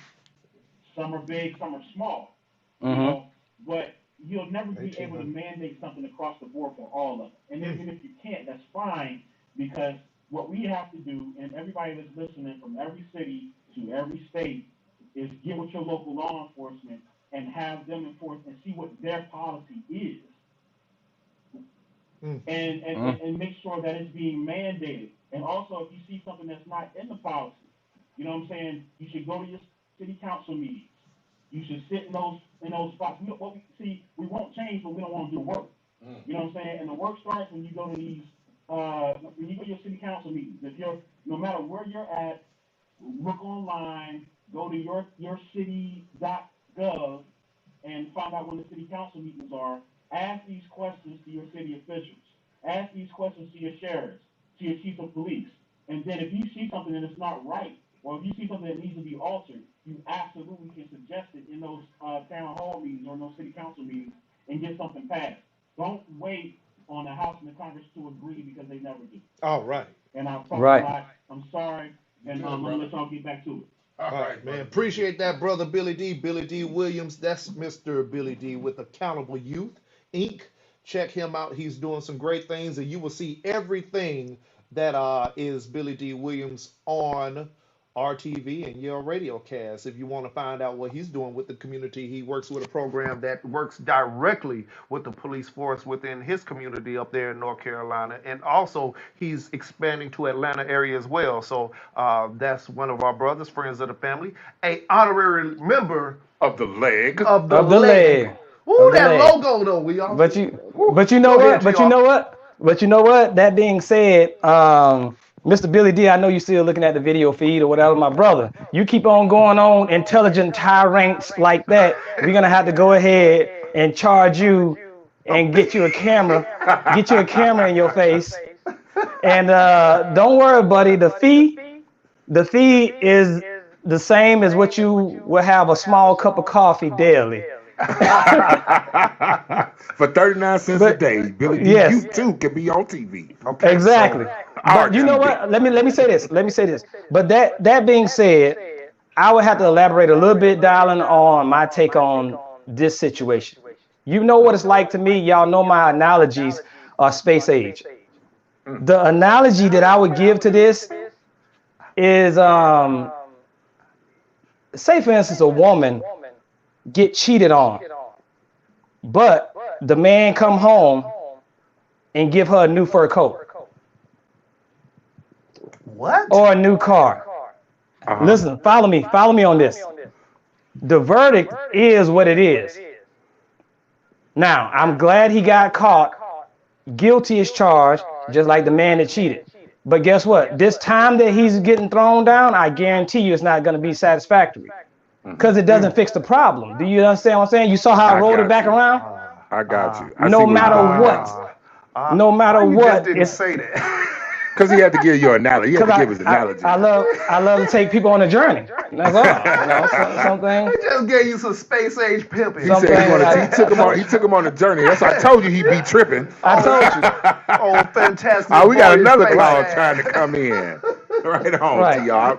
Spicy, calling back in. Spicy, you gonna let us have our show? You gonna let us have our show, Spicy? Spicy, what happened? You know, really see our. Yeah. How would you feel if somebody cheated on you? The call and be like, really? Okay, let me ask this. They with Lahana Noor, they gave him 12.5 years, right? Yes. For shooting the lady, black cop that shot a white lady, correct? That's correct. Mm-hmm. Yes, you're right. Okay, in the same state. Now, let's put it like this: if they do not give this man adequate time, that's when I feel the uproar going to kick in. Correct. Because it's going to be like they pulled the wool over us. If they do that, but let's just keep it real. Young black men got locked up for stealing cars out of fucking radios out of cars and got more than 10 years. Mm-hmm. Right. True. Black men got caught with weed. Not saying that weed is a bad thing, a good thing, but got caught with weed and got 20 and 30 years in prison, but now y'all made weed legal. Right. And the corporate industry is making a lot of money off of killing that. And disenfranchising black folk even still. But that's another show. And if you are invested, like, never mind. That's another show. I invest, so I'm not going to say that. I invested. You know what I'm saying? Shout out to Robert. Yeah, so you got a point, Spicy. Thank you for providing that piece of information as well. T101, you know, in the fur coat, it's got to be more than the fur coat in the car. Trust that. But I got to get off the phone. All right. Thank you, Spicy, for calling, baby. Thank you. Well, I would say this about Spicy's call in. First off, Second off, I mean, you know, that's to your point. You know, I love you, sis, but here's my thing. I would rather George Floyd be here. Yes. Right. And I'd rather the policies be what the policies are to make sure that this doesn't happen or there's not another George Floyd. So correct. I'm not concerned. It's not that I don't care. It's that I'm more concerned about the idea of where we're at as far as policy. Okay. You know, right. I mean, that doesn't bring George Floyd back. I promise you, I would say that if y'all wouldn't get this man not one day, but y'all could bring George Floyd back, I would say do it. All right, so Trey Michael, she is on the feed. Shout out to Trey. Shout out to everybody calling in. Once again, post your comments on the feed. I see some people watching in. We got some good views right now. An officer must have some serious personal integrity to speak out against a fellow officer. This is true. They ain't gonna do it, bro. They did. Markel, what's the name? What's the name of the female that just spoke out? She did. That happened. Did that happen in 2012, 2013? It was some years ago. Yeah, it was some years ago. Yes. It happened. So it happened. It just doesn't happen enough. Yes, it just doesn't happen enough, or we don't hear about it happening. Look, I forgot what talk show it was. It was a talk show some years ago that had a panel of minority ex-policemen on the panel. I don't know if it was Oprah or some show like that. I saw that. Where the gentleman was saying the reasons that they are no longer on the task force, on the police force, is because they spoke out against crime. So it does happen. We don't hear about it enough because we're talking about a media structure that controls the narrative of everything. Correct. But it definitely happens. We don't see it enough. And once again, we're dealing with this. Go ahead, TR. If only. If only. Hashtag this. Shout out to everybody on the feed. Hashtag if only and post it. Let us see if you're on the chat with us. Post if only. You got to understand, if only you knew an outlet that was providing this type of information that presented to the community that this actually happens. Yes. That it is actually a group of people that speak out against the violent crimes. Because what it does is, it does what Markel said. We don't trust them. Because we don't see enough that there are some people actually saying that this is wrong. That no, I'm not going to happen this in the department that I work with. So we need to see more of that. Trey Michael, yes, it is definitely a problem in the agency. I got to go down the list with Trey Michael. I got to go there. Yes, I agree 100%. You have to get them pockets. We got to hit them in the pockets. Also, that's the only way to extract power. I said that same thing about the bus boycotts.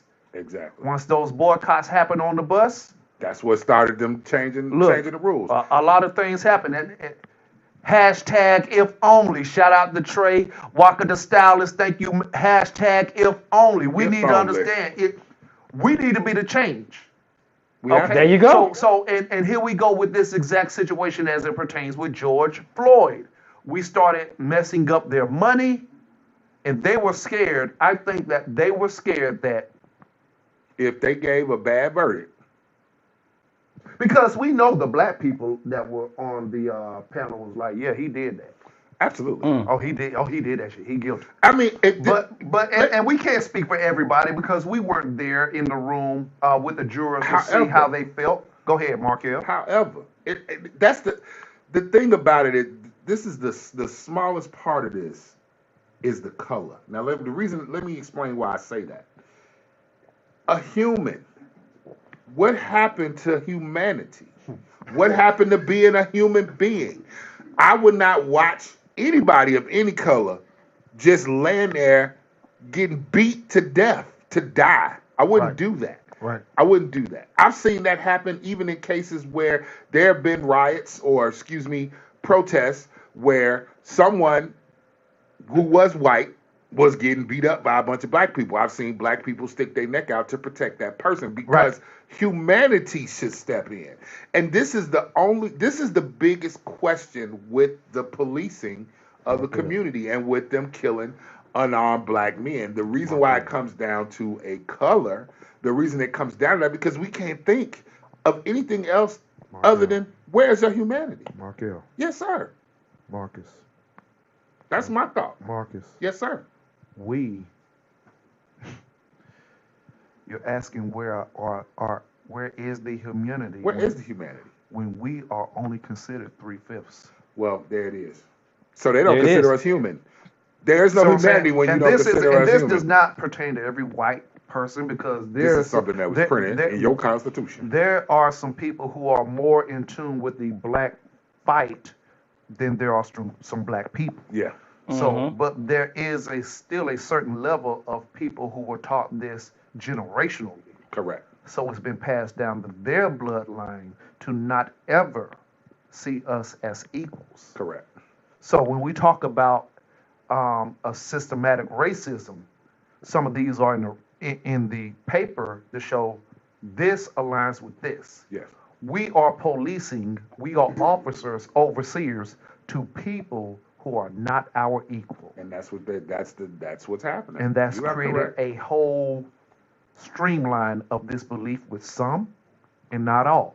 You remove the humanity. And you know what? It comes from the idea of what we're trying to say to everybody who's ignorant to it. And don't worry about it. Ignorant, I never use that term as derogatory. I use stupidity. But ignorance or whatever, it's a lot of people out there, Darling. It's a lot of people out there, Markel, that don't even know what their ancestors have done. How many? Let me ask you something. I hope a lot of our white brethren that's on the horn, let me know by you chiming in, how many people have heard of redlining? Redlining the community, redlining the neighborhood. Do you understand that banks systematically gated off areas as far as a line on a map, and it was a red line? And if you were in that community or whatever, you couldn't, as far as certain contracts, certain mortgages stated that you had to be 100% Caucasian. Yes. If you were 75% black, they would not give you a loan. Did you know that? Did you know that was on a mortgage agreement that a black could not move in from a neighborhood? So guess what happened? Let me take y'all on a short journey. Just humor me. That was an outstanding show. Outstanding series. I told you it was gonna blow your mind. That was aligning with what you said. Yeah. Go ahead, so let me say this. As far as everything goes, now, when these neighborhoods had to do resales, had to put their house up for sale or whatever, that weren't in these red line neighborhoods, guess what? They sold for more. Guess what's going to happen when you can sell your property for more? You have more reserve. You have more of a fortune. So guess what? You can send your kids to college because you done sold that house and got equity out of it. Meanwhile, over here in these red line communities, they can't even sell their house. Or when a highway comes through, guess where it's coming through? It's coming through the red line communities. You may have your business set there, whatever, but guess what? When that highway comes through, it's not going to come through these areas that are considered on the hierarchy as far as real estate. So understand where we're coming from. We're coming from a systemic history of being dealt a dirty hand, and it started with our color. And where will it end? Right. Shout out to Walker the stylist. I didn't mean to interrupt you, T. Go ahead. Walker the stylist, and I'm assuming Walker is a woman or a man. Or a man. It's just a stylist. It's just a stylist.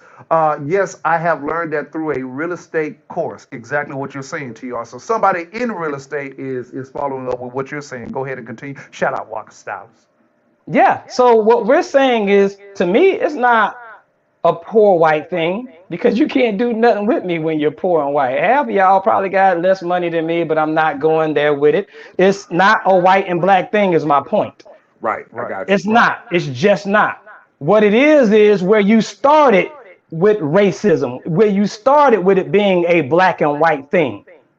Look, we're holding hands and singing Kumbaya, majority of blacks, majority of whites. We all know this right now. But you have capitalization that has been built with this country off the idea of racism. Yes, you have. Right. Okay. So we want to end this part off because we still got some other stuff to go into. And we started late, so we are officially in Male Review overtime. Overtime. Here we go. But just know. What do you think that the verdict is going to be for Chauvin? How many years he's going to get? What do you think, Markel, TR, and me? Because we got to go into Miss Ma'Khia Bryant. Yeah, we do. And also into Dante. And into Dante as well. Listen, so my final word on it, I think they seeking 25 with an L. I'm thinking he looking at 15 to the door. I'm thinking 15 myself. I'm thinking 15. 15. Yeah. 15? Yep, 15. We all calling it. You is done the heard it number. here first. Now, don't ever make no mistake and think black people don't know the law. Oh, we know the law. We know the damn law, okay? Black people know the damn law, okay? They can tell you. We seen enough Eyes episodes and got enough cousins, and some of us live down it. Never mind, we ain't gonna talk about Florida. Man. Anyway, it's an old black man gonna hop out the bushes and say, "Hey, don't do that. That's gonna get you 5 to 10." Absolutely, always, everywhere. So yes, that's what we think, y'all. That's what our thought is. If you got some opinions on that, throw that up on the chat or call in. Hey, 678-586-9241. Let's go to the chats real quick. Billy D is saying 35. 35 years. Ooh, wait, Billy D, that's hefty. Ooh. I'm a low end, high end. Okay. Low end 15, high end 18. High end 18, right on. Okay, so my low is still 15. My high is 20. Okay. TR? 15 to 20. 15 to 20. 15 to 20. All right.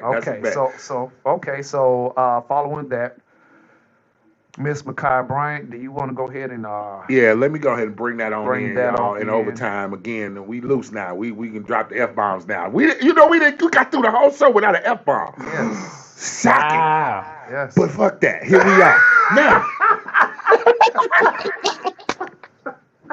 in overtime, everything goes. Everything goes. So on the same day, y'all, that we got the verdict. The same day we got the happy verdict that Derrick Chauvin would definitely be guilty. A sister. This is just young lady, 16 years old. Young sister, 16 years old. She got into an altercation at her foster home, as a matter of fact. On the very same date, on April 20th, the verdict about Derrick Chauvin came in. Sister Ma'Khia Bryant was shot and killed by a police officer who arrived on the scene, and he wasn't there but about 10 seconds. Let me just tell you a little bit about how this story went down based on the facts that we have for the case. So what ended up happening was she argued with two young women over a messy house and an unmade bed. This happened in the foster home. So my guess is that in foster care, other foster children, two former foster children came to the home in Columbus, Ohio to celebrate her birthday. And the young women and Miss Ma'Khia bickered over housekeeping. So that altercation got wild and got violent, and they're still trying to figure out if Miss Bryant was the one who called for help, but there were several 911 calls about the altercation happening between these young ladies. So, okay, an officer arrives on the scene, and as he gets out of his car, and this is actually seen on the footage, as he gets out of his car, one of the young ladies that Ma'Khia was struggling and fighting with fell at the officer's feet. And she was actually going toward the other young lady she was fighting with near the car. Officer saw her holding a knife, shot her 4 times, and killed her. Now, hold on one second. Go ahead, continue. There is going to be a court of public opinion. Now, I'm going to tell you again, we talked about a little bit earlier about the media narrative and how the media does things. people started putting stuff out about it, saying she Circle that back. We lost all audio for a second. Shout out to everybody chiming in and saying volume check. Walker Stylist. Okay. Oh, so circle back? Okay. Yeah, circle back a little bit. Sorry about that, y'all. We had a little. See, that's what happens in overtime. You know what happens? Sometimes we just lose track, but we coming back. Okay. Basically, just to give an overview, Micaiah Bryant was arguing with two of her former foster sisters, I want to say, about housekeeping. It broke into an altercation. There were several 911 calls that went out. Okay. Now, they got into this argument and it escalated into a physical altercation. The officer arrived on the scene, got out the car. When he got out the car, one of the women who was fighting, that Micaiah was fighting with, landed at his feet. At the same time, Micaiah was going toward the other woman that she was in the altercation with, and she had a butcher knife in her hand. This officer fired 4 shots and killed Micaiah on the scene. Mind you, he had only been there literally about 10 seconds. And you could tell that from the footage because you could see him getting out of the car. You could see the young lady falling. And then, of course, they cut it off on the news, so you cannot actually see the actual shooting. I'm calling it a shooting right now. TR has it on his stream as well as you're seeing this. Go ahead. Oh, absolutely. Okay, very well. So basically, what we're trying to figure out now is, I understand this young lady had a knife. There's been a lot of things that have been said. They said first, the story came out that she lunged at the officer, which of course brought up a lot of outrage because naturally people were saying that's not what happened. That's not what happened. That's not what happened. We do know that is a false statement. She was not. We saw the video footage. If you have seen this and you have been able to watch it, she didn't lunge at the officer with that knife. She did not. I agree. That's what I'm saying. So there are a lot of theories and a lot of things that are being said out here right now about her being killed. Here's the problem. People. Here we are again with a cop killing another black person. Here we are with a cop that was unable to de-escalate that situation. Now, I'm going to say this. From watching the video footage from where I was sitting, she was going after another human being with that knife. So I understand the officer's position with trying to end the altercation or to try to save a life. I definitely understand that. My problem has always been with this. If you're going to pull that weapon, how are you not taught how to neutralize a situation, not kill the person, but to stop the threat? Look at this. Look at the video footage behind you right now. Play that again, TR. Look at this. So we're watching the footage here, folks, if you're seeing it. So you see the officer sees her, and he's got his weapon out immediately. Do you see how fast he pulled his gun out? Now, I understand he was moving fast. He was trying to save a life. But you paid to have peace of mind, aren't you? Aren't you paid to have a consciousness that allows you to know when to use deadly force? Mark. I'm asking. I know T.I. gonna have something to say. So I'm gonna ask you, Dylan, what you think? Looking at that footage right there, my guy. Yeah. You call us a good Get shooting? it real quick. Get it real quick. You call us a good shooting? I would no shooting is ever a good shooting. Okay. All right, let's. In cop terminology, a good shooting meaning he's not gonna get in trouble, or that officer will not get in trouble. I don't know who it was, a man. Call in 678-586-9241 with your opinions, and you could also comment on the stream. Once again, no shooting is a good shooting, but this is one of those cases where the cops always say you cannot evaluate how we should react in that moment. Right. And this is coming from us as military men. This is true. Taught how to react in that moment. If you were trying to save somebody's life, or what you thought they were in danger, we're taught to send them ass. I know. The girl was striking at the other girl, and unfortunately, she had a weapon. And that's where I could leave it as. It's a very sad and unfortunate situation because she, from the initial reports, we don't know the full story. Right. And shout out to the lady that called in earlier to Women in the Mic and gave a lot of insight to the storyline. Walker the Stylist says that from what I heard, a officer's job is to protect and serve. Correct. And that is the unfortunate thing that we're looking at in this situation. Right. the girl was lunging at another girl.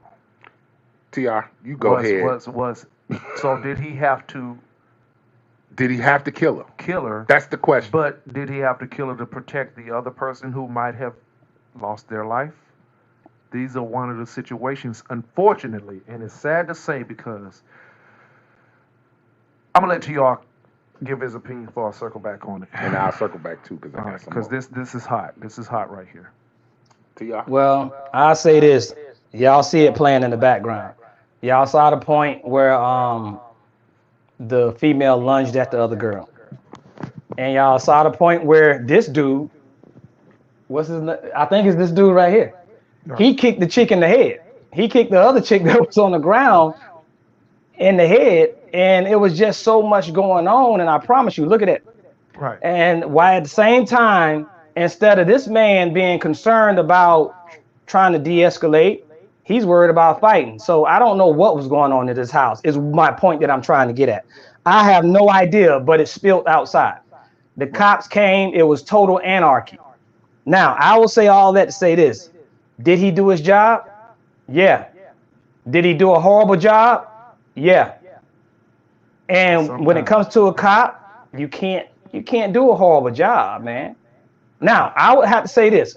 Saying that to say this, did he need to shoot her? Should he have shot her? Absolutely not. Number one, do these people not carry tasers? That's number one. That's exactly what I was going to say. Go ahead. And number two, and it's a hard number two, how in the hell are you protecting this chick by shooting the chick and you're right in line sight?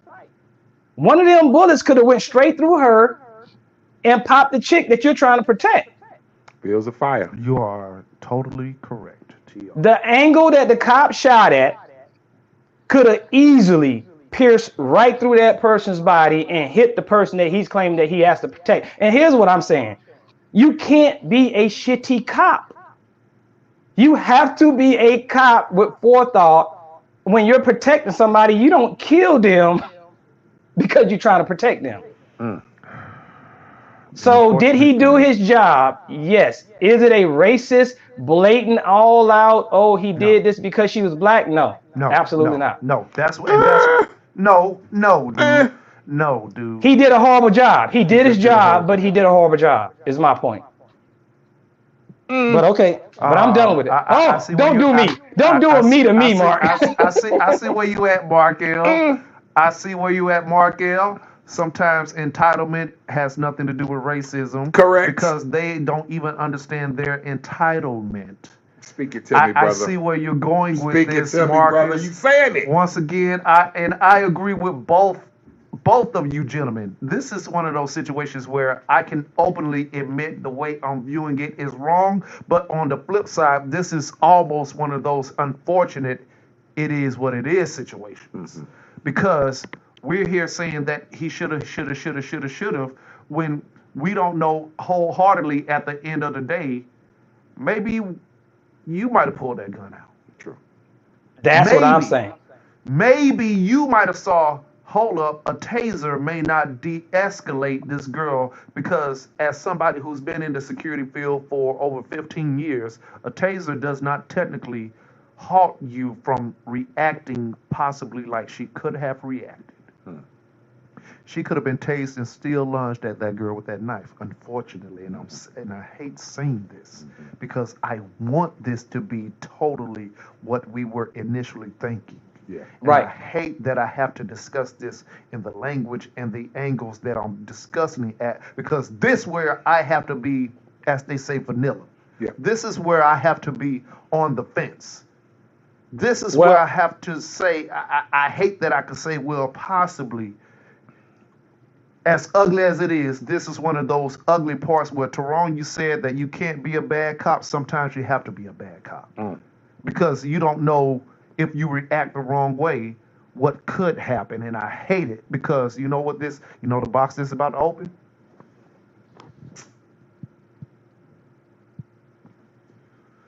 Why aren't we fighting for Ma'Khia like we fought for George Floyd? Correct. And that creates another narrative within our community of how we treat or view a woman's struggles versus a man. This is correct. And I hate that because this is an ugly situation. It is ugly. That is going to affect us It because is. we're the ones that suffer from this trauma of these situations. That's the point. The trauma, the collective We're trauma. the ones that got to fight through these situations that they create that we got to repair. Okay? TR. Well, I would say you might be vanilla, but dude, I'm gonna be chocolate on this. I'm gonna be just totally damn chocolate. Mark L, if you came out the vehicle and you saw a crazy ass family spill onto the damn sidewalk, and hold on. I think I can go ahead and replay it. I can go ahead and replay it. You saw a dude cold kick a chick in the head. Right. The dude kicked the chick in the head. Now, I didn't know you could go around kicking folks in the head like that. Look, here it is right here. Look at it. Boom. Did you not see that? Yeah. Cole kicked her in the head. I mean, I did not know you could go around being a head kicker. That's some kind of unfounded thing that I was not aware of. Walker So, Stallings, in these violent instances, is the officer trained to kill or to maim the aggressor? Well, that's the thing. and that's what I'm saying. That's what I'm saying. Did only one person die? Only one person died. Only one person died. Versus possibly 2 or 3 or 4. Correct. Okay. So he did his job, but he did his job. It was just a horrible job. It was just a shitty job that day. Sometimes, I guess, could it have been worse? I think this was probably... Chick could have stabbed the other chick to death. The chick could have stabbed the other chick to death. I'm saying that I see in this situation a violent situation that I did not know what was going on, and this chick had the knife full cocked. Right. The cop responded. I would have rather both of them be alive, but guess what? Training. Okay, so Walker Stallings is saying training. Now, this is the thing. From 3 brothers here that have been in the military, and we've been trained on all these storylines similar to what is going on right here. But once you get to that first show, yes, sir, a lot of that you supposed to do in training goes right out the damn window because, oh shit, this is really real. This is the shit. This is the shit. The shit. You will be me. This ain't no funeral parlor. You want the shit. You want the shit. Welcome to hell. Right. Okay. Like, and unfortunately, they say react in a certain situation, but maybe some of the training didn't say this is going on over here, and this is going on over here, and this is going on over here, and this is going on over here. What do you do? Right. It's a sad situation, TR. I don't think he did a horrible job. And when I say a bad job, I'm saying if I was a cop, I would say anytime I had to shoot somebody was a bad decision, was a bad day. It doesn't matter whether the decision had to be made or not. Right. So I'm saying as far as that girl lunging towards that other chick with a knife, we would have had 2 dead people. People aren't thinking, they're just looking at it black and white. And I don't agree with looking at everything black and white. I don't even agree looking at some things black and white. This situation right here was a clear-cut situation where I don't blame the cop at all. Okay. And that's I just don't. Because we still are suffering from the traumas of police doing actions. But and I don't mean to cut you off. No, go ahead. It's almost like the whole cry wolf thing when you think about it. You know, if we know that cops show up and kill black people everywhere they go, and that's what we seeing in all these hashtags, it's hard to not think that this was a clean shooting, because here we go, another white officer kills a black woman at this point. How do you not go immediately to the crazy place? Because you dealt with all of this collective trauma. Yes. So it's almost like the boy who cries wolf. Yes. You know, they didn't kill them. It's got to be black and white. They didn't kill them. It's got to be black and white. They didn't kill them. It's black versus white. So when you get a situation where, like this one, which is murky. Let's go ahead and call it murky. That's the best word to use. This is murky. I'm not saying that it won't come out later that he could have done 100 other things. We've seen a video. You sent it to the group. just recently of a dude who wrestled with three cops with the butcher knife, and he still went to jail, but they was white and he was white. Right. Or there's a video out of the guy who was running off in his vehicle, and the cop was on the car as the pickup truck as he's pulling off. Okay? Right. Which brings me around to where we look at another situation. Now check this out. So also this month, this has been hot for shooting black people apparently. The shooting of Dante Wright in Brooklyn Center, Minnesota, in the same city. That just had the George Floyd incident, right? So this 20-year-old black man died after an officer shot him. Again, this brother's name is Dante Wright. Shot him during a traffic stop in a Minneapolis suburb. Now, here's where the problem comes in. They, first of all, pulled this young man over. The young man was 20 years old, riding in the car with his girlfriend. He got pulled over by a police officer.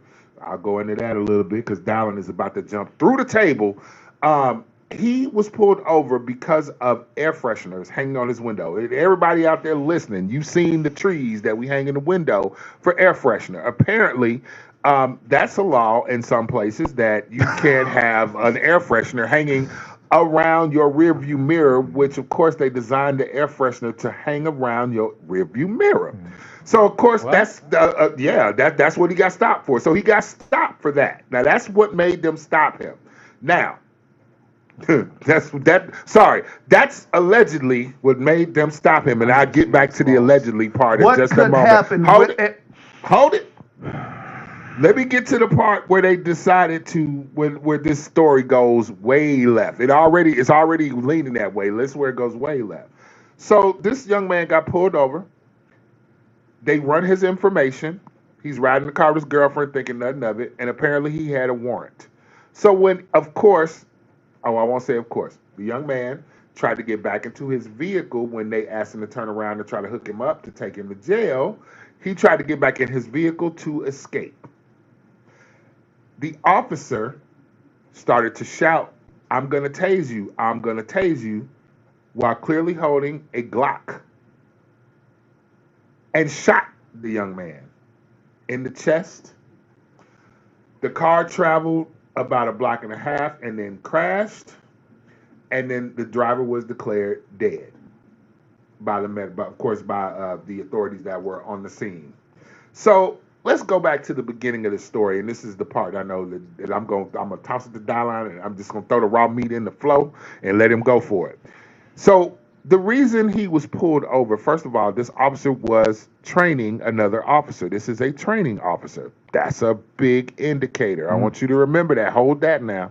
This is a training officer, an officer who was training another police officer, a rookie police officer, or a police officer who was younger on the force. This officer had been on the force for, 20 years or so? Mm-hmm. Is that how long that officer had been on the force?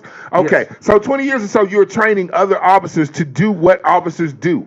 So basically what happened is they saw that air freshener and used that as a training stop. They pulled the young man over because he had air fresheners.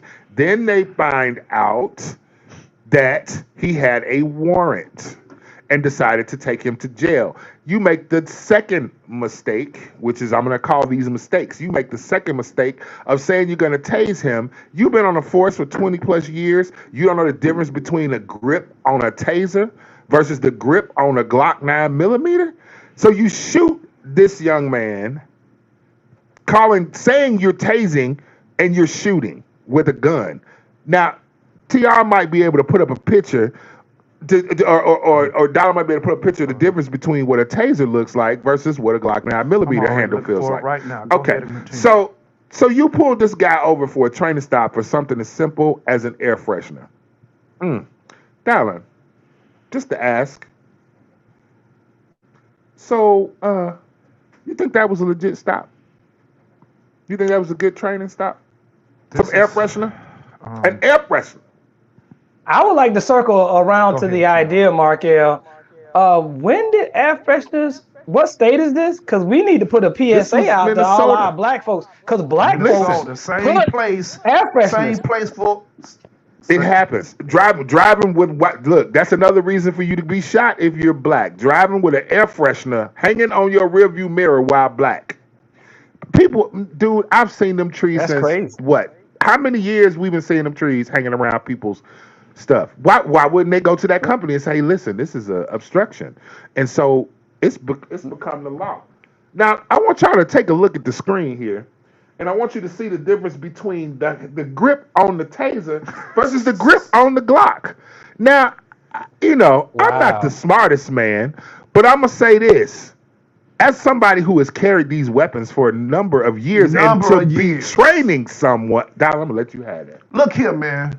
See, this is what we're not gonna do. We're not gonna allow people to have the most bullshit of excuses to say I didn't know or I forgot or I wasn't sure, because people's lives are at stake. Correct. In your hands, miss. I served 20 years and you out here training somebody? You're training somebody, yet you can't get it together. This boy lost a life. 20 years old. 20 years old. You had 20 years. You've been serving longer than he's been fucking alive. Right.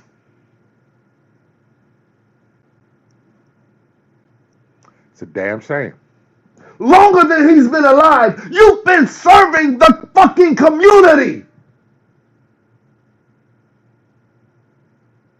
TR. Well, first off, y'all know that this clip ain't gonna make it on the Mail Short. Yeah. Look. Why not? I can't get past the idea of the air freshener being illegal, because in the black community, if you don't got an air freshener on your rearview mirror, you're deemed as being nasty. You know what I'm saying? Or let Joe Biden tell you ain't black. Don't get me started. There you go. I'm still here. I'm still There you here. go. I'm still There you here. go. But I will say honestly, I've said it before, and I've said it in many different episodes, that being a police officer is just something that you can't wake up and figure about how much of an effort you're going to give that day. You can't. You got to give 100%. You got to be conscious of things. Just like, and I'll put it to you like this. I have a job in transportation where we build roads. And I tell everybody the first thing that you need to be aware of is safety. And that's where I'm at with it. I'm like, well, look, we can go home screwing up, but at least we're going home. When I went out to my first bridge job, a man lost his life because he didn't have a harness, and he fell from 40 feet onto a steel barge. I was there and I saw it. Oh my God. So my thing is this: when you do your jobs, it's certain jobs that you have to do with all your concentration and very well. Because one thing you want people to do is go home. Now, I am that safe when it comes to my job as in transportation. So I'm just saying this: cops, step up your damn game. There's no way you can make these bullshit excuses and call them good excuses. There's no way you can tell me that you fear for your life because you don't need to be a police officer, because you shouldn't approach the job with the idea of I'm going to assume. You have to respond to the situation and respond very well. Right. You can't respond half-assed. You have to respond very well. You can't assume. You can't assume, people. You just can't. You can't walk up on a black man assuming that you're going to have to possibly kill him, which is a sentiment that we're getting because you're killing so many of us. You can't assume that you're going to have to kill us just by looking at the color of our skin, just looking at the idea that we have an air freshener swinging around our rearview mirror, which still is scary.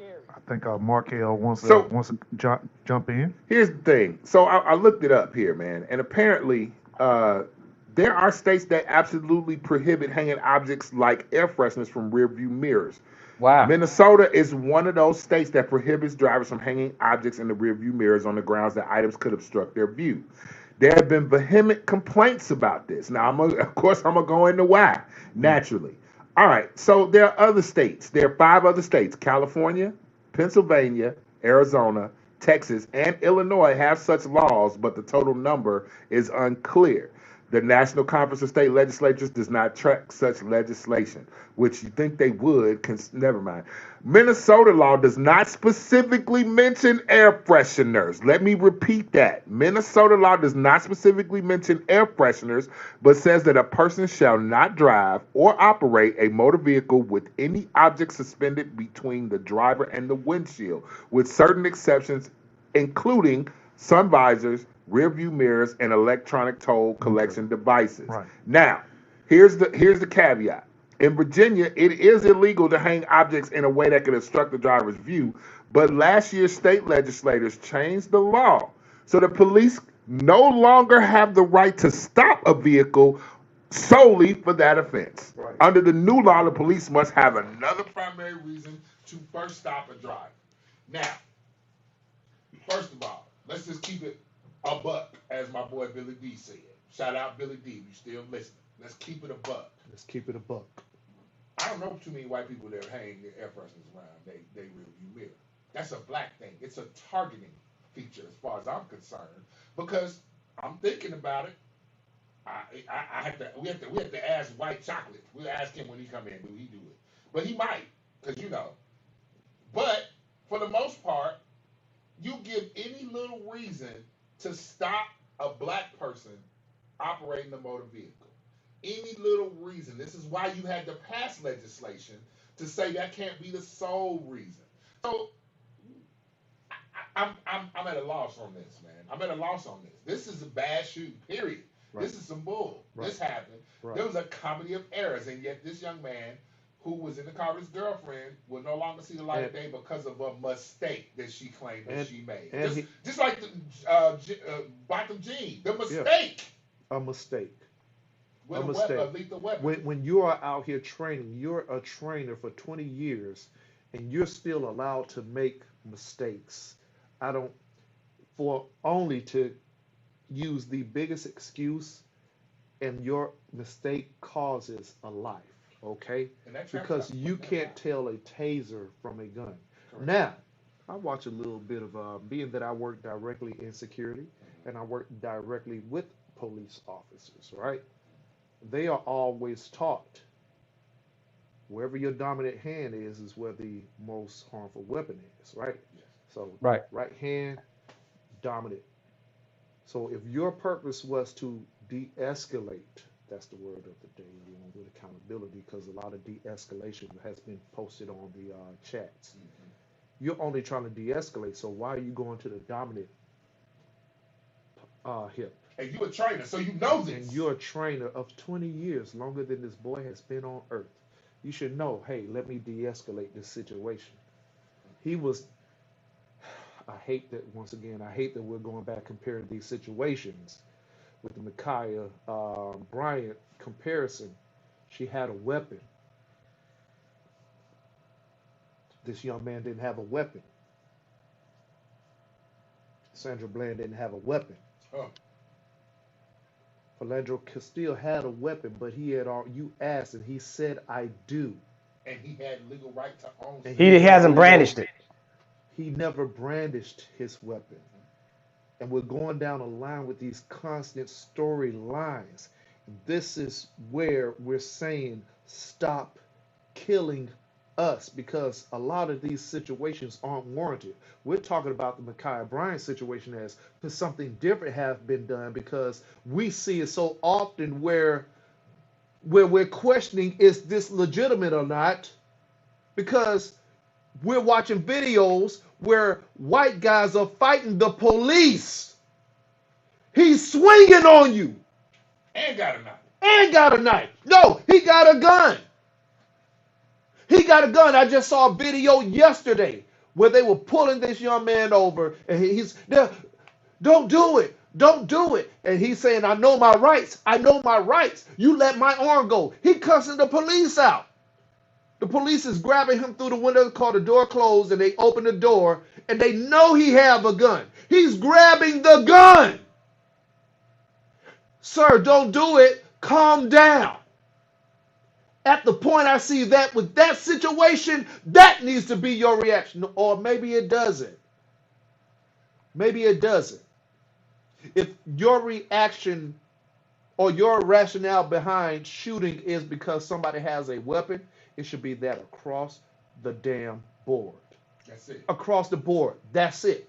I shouldn't see a situation where a person has a weapon over here and the difference is their color behind how this person got shot, but this less melanated person didn't. I promise you, I never want to make it about race. I always want to make it about right or wrong. But you are causing us to say it has to be about race. That's it, because you have no other explanation for it. You have no other explanation. So the officer did get arrested. The officer, Kim Potter, I'm going to say her name. That was out in 2 hours? I don't know. Was she out in 2 hours? Look, they did arrest her. She resigned from the police. She's 48. It got her pension. 26-year veteran. 26 years. Mm. And you're training other officers. So now here's my question. TR, what the hell is they training these officers, bro? What are they training these officers to do? Where is it said in their training that this is how you deal with a situation? I know for a fact, what the other day, I saw on the news, a sister who was driving a car at over 100 miles an hour, not a sister, but she was driving a car at over 100 miles an hour. The police caught up with her later. So if this young man had a warrant for his arrest, he had a car that was in his name, and if there was a warrant there and he got back in the car and tried to get away, I know it's your job as an officer to try to go ahead and stop him from doing all this stuff and trying to get away and all that stuff. He was obviously terrified. But what I'm saying is there are other options for how you handle a situation like this, is what I believe. Now, I'm sure if there's any cops out there, I got friends on my friends list that are cops. Hell, my mother worked for Chicago Police Department for 19 years. My brother, deputy sheriff, just retired. So I do have law enforcement in my family. So trust me, this is not any hatred for law enforcement. This is hatred for the repeated treatment of black people that says we're animals. How is it that you can show up to a situation where you got two people, a white person and a black person? How can you show up to both of those situations, de-escalate the one with the one that looks like you, but you got to kill the one that doesn't because you don't have any, you have no experience, or you have no sense of decency to treat this person like a human? That is always going to be my point. I hate that it comes down to color because it's really about humanity. Yes. But the fact that you don't look at us as human is what makes it about color. That's where the color comes in. Because you're looking at us as some animal, something that's so scary and so violent that we're here to kill you, we're here to hurt you, we're here to maim you, but yet the dude who shows up with the shotgun, you want to talk to him, you want to try to talk him down. He got a shotgun, he been drinking damn old style on the porch, all day long with no shoes on, and he got a shotgun talking about get off my property, and you want to try to de-escalate that situation, but a little kid sitting in the park with a toy gun, you show up, and in less than 10 seconds, you'd have killed this little boy because you don't know if the gun is real or fake. You didn't even take time to find out. You already got a call to say, hey, this might not even be a real gun. Correct. TR. What they teaching them, TR? Let me say this. I speak to a lot of people think that I don't, but I speak to the rationalist of a person's thought pattern. Let me explain one thing to you. Y'all fellas remember that video of that white man in the airport that hollered out, y'all are treating me like I'm black. Right. Do y'all remember that? Do you remember that, Dollar? Yeah. You already know I remember that. Y'all are treating me like I'm a black person. Now, I guarantee you, if the community knows, the cops know. The cops have sort of like an idea of their approach, and some have what's called a perception as far as they know who they're dealing with, and they've been taught how to deal with certain people certain ways. And all I'm saying is this: it shouldn't be the idea of the skin tone shows you how to deal with a certain person. Now, if our community, as white people, are saying in their fit of rage that stop, you're treating me like I'm a black person, I promise you, there is no black person in the history of niggerdom ever been harassed by a cop and said, "Stop, y'all are treating me like I'm a white person"? Never. Not ever. So just understand that from what a white man is saying.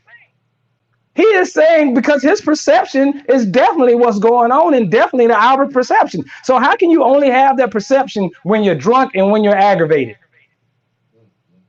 So if our own community, see, he was a brother in arms and didn't even know it. His subconscious made him say to y'all, "Stop treating me like I know how y'all treat these other people." Did you just hear what I said? He just said, "Stop, because you're treating me like y'all are treating these other people. And I don't deserve this. Correct. And I don't deserve this because I'm not that color."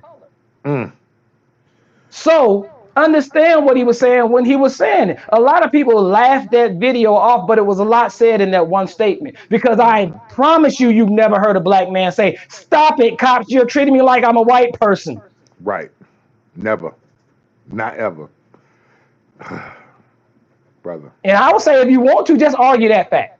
Same with Markel from what he said earlier when he said people are asking, "Oh, why are y'all looting and stuff like that?" You know what I say to them people, Markel, shut the hell up. Yep. Where were y'all when the federal buildings were being looted? That's way more important to me than a Best Buy.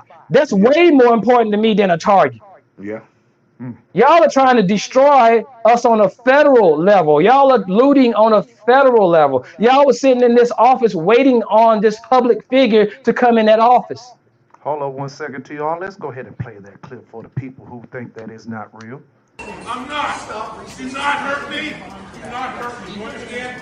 Do not be rough with me. Look at them. Look at them. They're going to beat me up.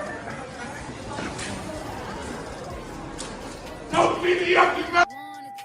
Don't beat me up. Look at them. Oh my God, I can't believe they're doing this. Colorado. Oh my God. To the ground. Hey. That's what it sounds like. Look what They they're took it doing. down right there. Yeah. Oh, get to the other side. He's treating me like I'm a black Listen person. there, so you're being rough with me. You treat me like a black person. You're gonna get sprayed. You're gonna get sprayed. Now, you saw the facts. Me and Darlin and Markel did not go run down to the Atlanta airport and stage that. No, we did not. That happened in Colorado too. That actually happened, and that's a thing. So you have to understand. And I when I debate with people, when I talk to people, whatever, I try to talk to your rational mind instead of the argument that you're displaying. Yeah, a lot of people are ashamed of what their ancestors did, and they feel like it's fight or flight. That you're nervous about having to admit that shit was fucked up. Your ancestors fucked a lot of shit up. And we understand where you are with it. But guess what? You're trying to find these little needles in the haystack that aren't rational, that are just how you feel at the moment. But come on, let's just be real. Our country was built off of racism. And it's going to take us, you and I, it's going to take a lot of us to stop the BS, because the BS is real. And let's talk about the girl holding a knife. Guess what? It's not, and I know that white people are going to say, some of the white people are going to say the idea that, look, that wasn't even an issue as far as racism or whatever. But guess what? If you hit me 10 damn times and you go to put your arm up that 11th time, I'm going to flinch. Yeah. Right. Whether I'm protecting myself or getting ready to hit you back or running, I am not going to allow you to keep hitting me. And that's where we are as a black community. You're not going to keep hitting me. Even some things that are more rational or whatever, or with the idea the man was just doing his job, or maybe he wasn't doing his job well.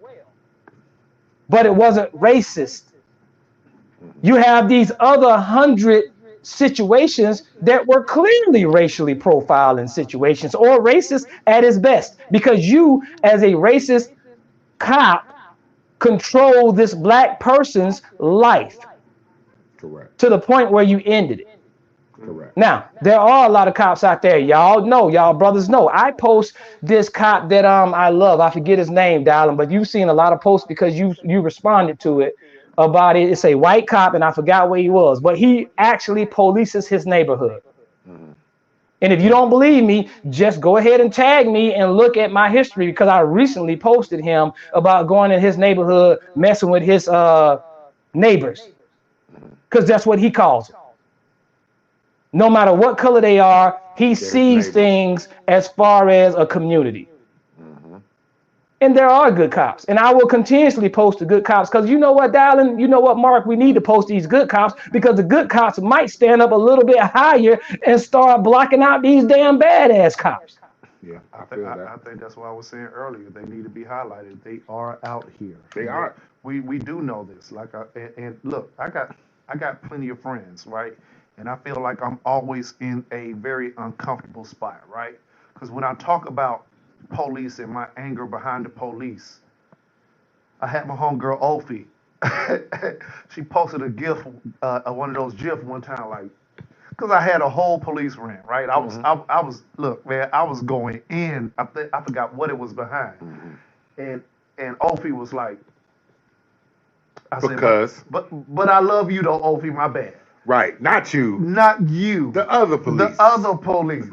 So it's almost like the questionable fight of what to say and when to say it and how to say it and where to say it. It's almost like we're seeing like our struggles. And when we say white people, we don't want to offend all, because we know we have some allies. Yeah. We know we have some allies that are in the police force. We truly know this. But it's heartening and it's upsetting. Yeah. Because, and TR said this one time when we first started the Mail Review, about speaking about the certain culture of people, and they're shouting louder than the actual culture that we know is the majority of. Right. And we were saying that, okay, so we need you to shout louder, because we need the people like you to raise our community. And we got this certain group over here that are saying, hey, see me. Hey, I'm doing this. So what we're dealing with is because of the media, because we're talking about these incidents, and they actually, honestly, may be isolated incidents, because we don't see every cop action and every police activity across the board worldwide. Right. What gets highlighted is the bad cop. Correct. But what doesn't get highlighted is the good cop that's shutting down the bad cop. That's or the good cop that's being just the good cop.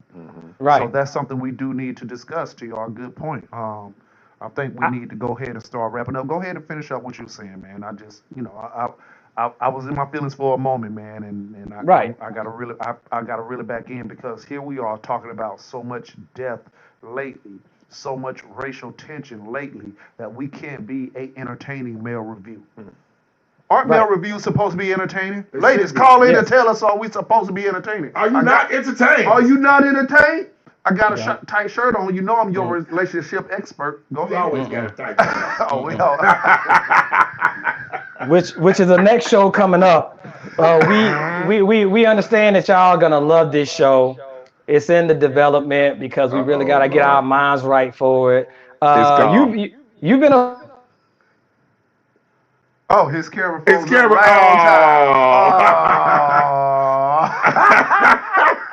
What perfect timing. He was not about allowed to sell some bullshit. Look at his face though. He's about to say that. He's like he's about to say some bullshit. Hold up. He looked like he was about to lie. Y'all got me back? Hey, T.R. Hey, T.R. What's up, brother? What's up? Dylan did that on purpose. He did that. He did. Shout out, hey. We got a show where we're talking about else. Okay, so yeah, shout out to the upper room. It's the upper room, brother. The upper room doesn't want you to say what you was about to say. It's not me at all. That's who did it. Yeah, the upper, I mean, hey, look at his face. Look at his face, just frozen there. It is what it is, man. Hold on. Look. You know what? Y'all just don't like TR taking most of the time. The shine, is that what it is? People want to see me. It's a struggle. It's a struggle. They saw you was just frozen. And I get that. You see me come on. Well, I'm gonna do it. Get your life together, brother. Is bitching? Is we bitching? Get your life together, Markel. Hello? Give him a break. Yeah, allow him. Oh, so do you got your life together now? No, he don't. Hey, TR, get out and come back in, I don't man. know. I don't know. So check it out. What T.I. was gonna say was you can read all of these facts in his new book, Shit ... coming soon with my mixtape that has been shelved for 30 years now. We're gonna go into that in another time. But y'all, thank y'all so much for joining us again on a Saturday. Well, let's back it up and reel it in. Hey. What are all your last feelings about all of these moments? So basically today, y'all, just to say, man, we discussed the Derrick Chauvin verdict. We also discussed Ma'Khia Bryant and her shooting and how we felt about that situation, as well as the killing of Dante Wright, which I'm going to call a murder. They call it a mistake. I'm going to call it a murder because I think you should know the difference between a Glock and a taser. Right. But basically, this is how I feel about all of this, man. We talked so much about trying to get some community action on trying to get this policing done much better than it has been. I'm sick of the hashtags, bro. I'm just sick of them. I'm sick of the hashtags. We've had so many, and to have this many killings of black people happen in 1 month. In 1 month. It's been a lot. So I'm gonna need the people that put on that uniform, and you know who you are. I'm gonna need y'all that put on that uniform. I need you to be more mindful about how you conduct your business as a police officer. I understand there are situations. Again, I'm gonna call the Ma'Khia Bryant situation a murky situation, because we're still waiting on all the facts to come out, and it was a hard choice to make. Walker Stala said, good word, Markel, murky. Murky is the best way to describe it. But again, she said, spot on, Markel. If you put on that uniform every day and you carry those weapons, I need you to be mindful that what you're going to police is not animals. These are human beings. I need y'all to think that way. I need y'all to keep that in mind when you approach these situations. Again, there can be murky situations. However, there have been so many crazy situations that we can't even talk about the murky ones. We can't even decide what's murky versus not murky, because there's so many that turn out to be racially motivated. You either were racially profiled or you were pulled over based on some racial bullshit. So, again, hey, that's all I got, man. You... TR still trying to come back in. Shout out to the upper room. They are apparently the only people that can shut him up. K-Sense. No, that don't happen. Okay, go ahead. He got a big mouth. He can talk with his fool. He can talk with his mouth. Mouth, all bited. Mouth almighty. I'm getting a t-shirt for him. Mouth almighty. Mouth almighty. Oh, hey, TR, hey, bro. Hey, man, we were just talking about you. We were just saying some great things. Hatred. Green eyes is a nasty color on you, darling. Green eyes is a nasty color on you. Hey, green eye bandit, baby.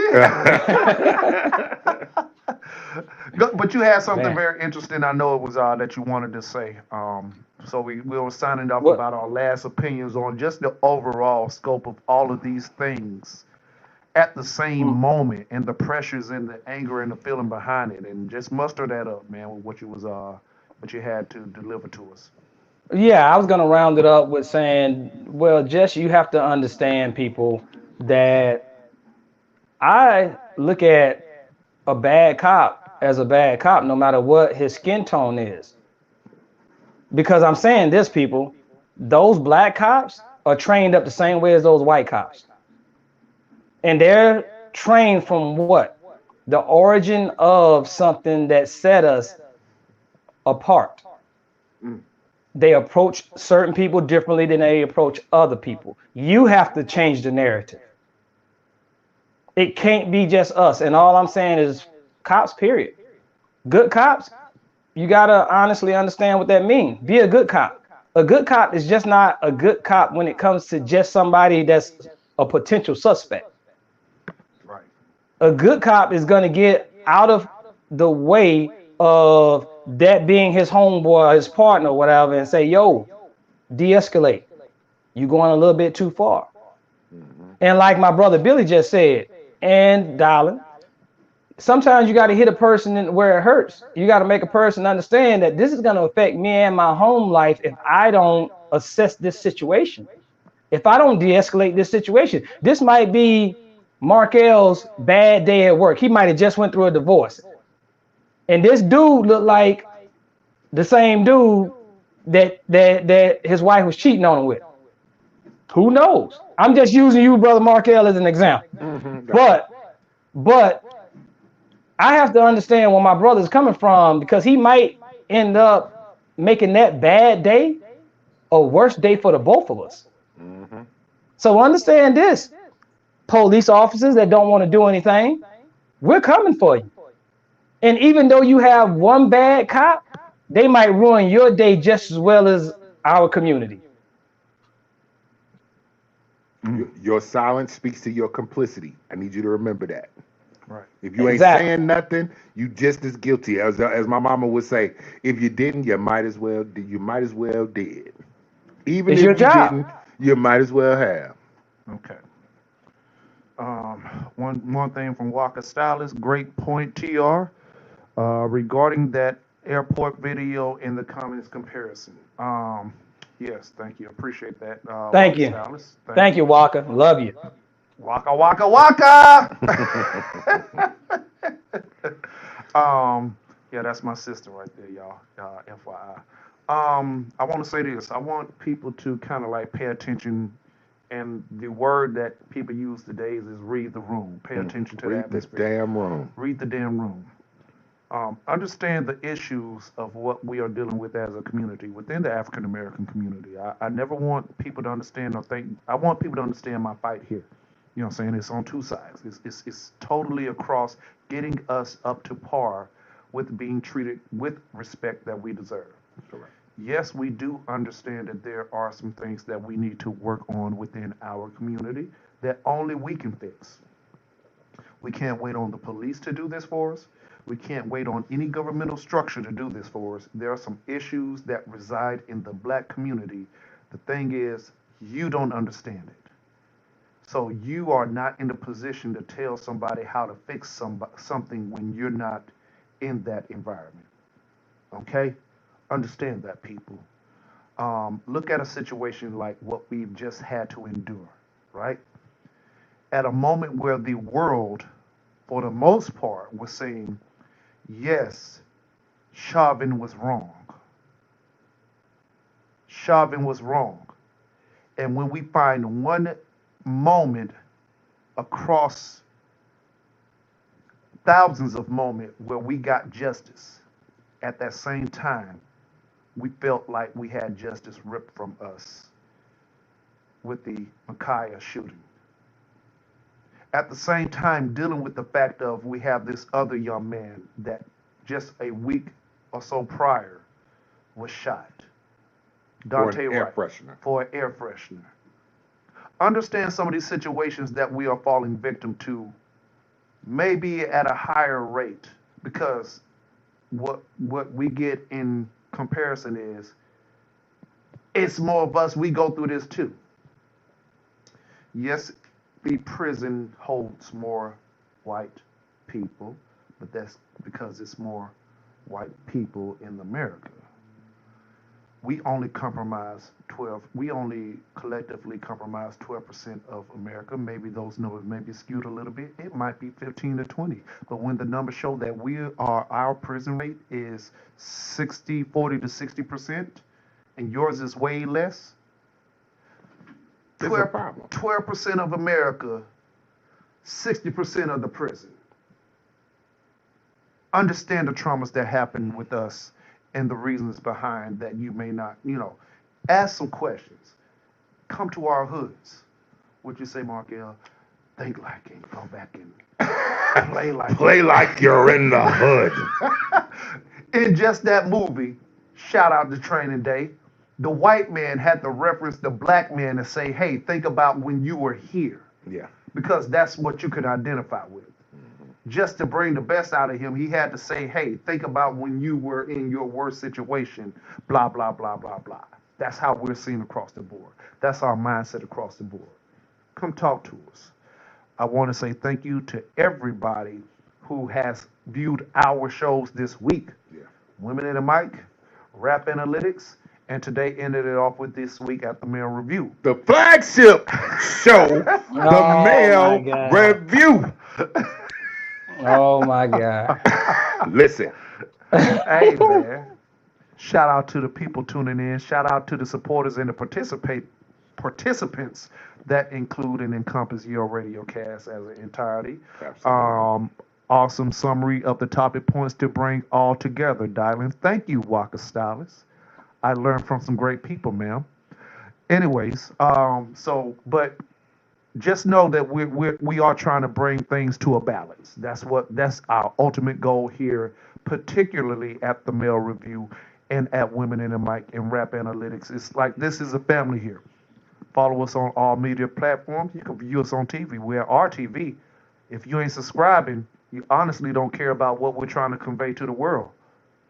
Subscribe to what we're doing. This is a black-owned entity that is looking for support so we can discuss these things, so we can show these comments that Walker the Stylist said, Trey Michael has said, the people on the other show have said, so they can really see how we actually think, how we view these situations. It's not always we hate cops.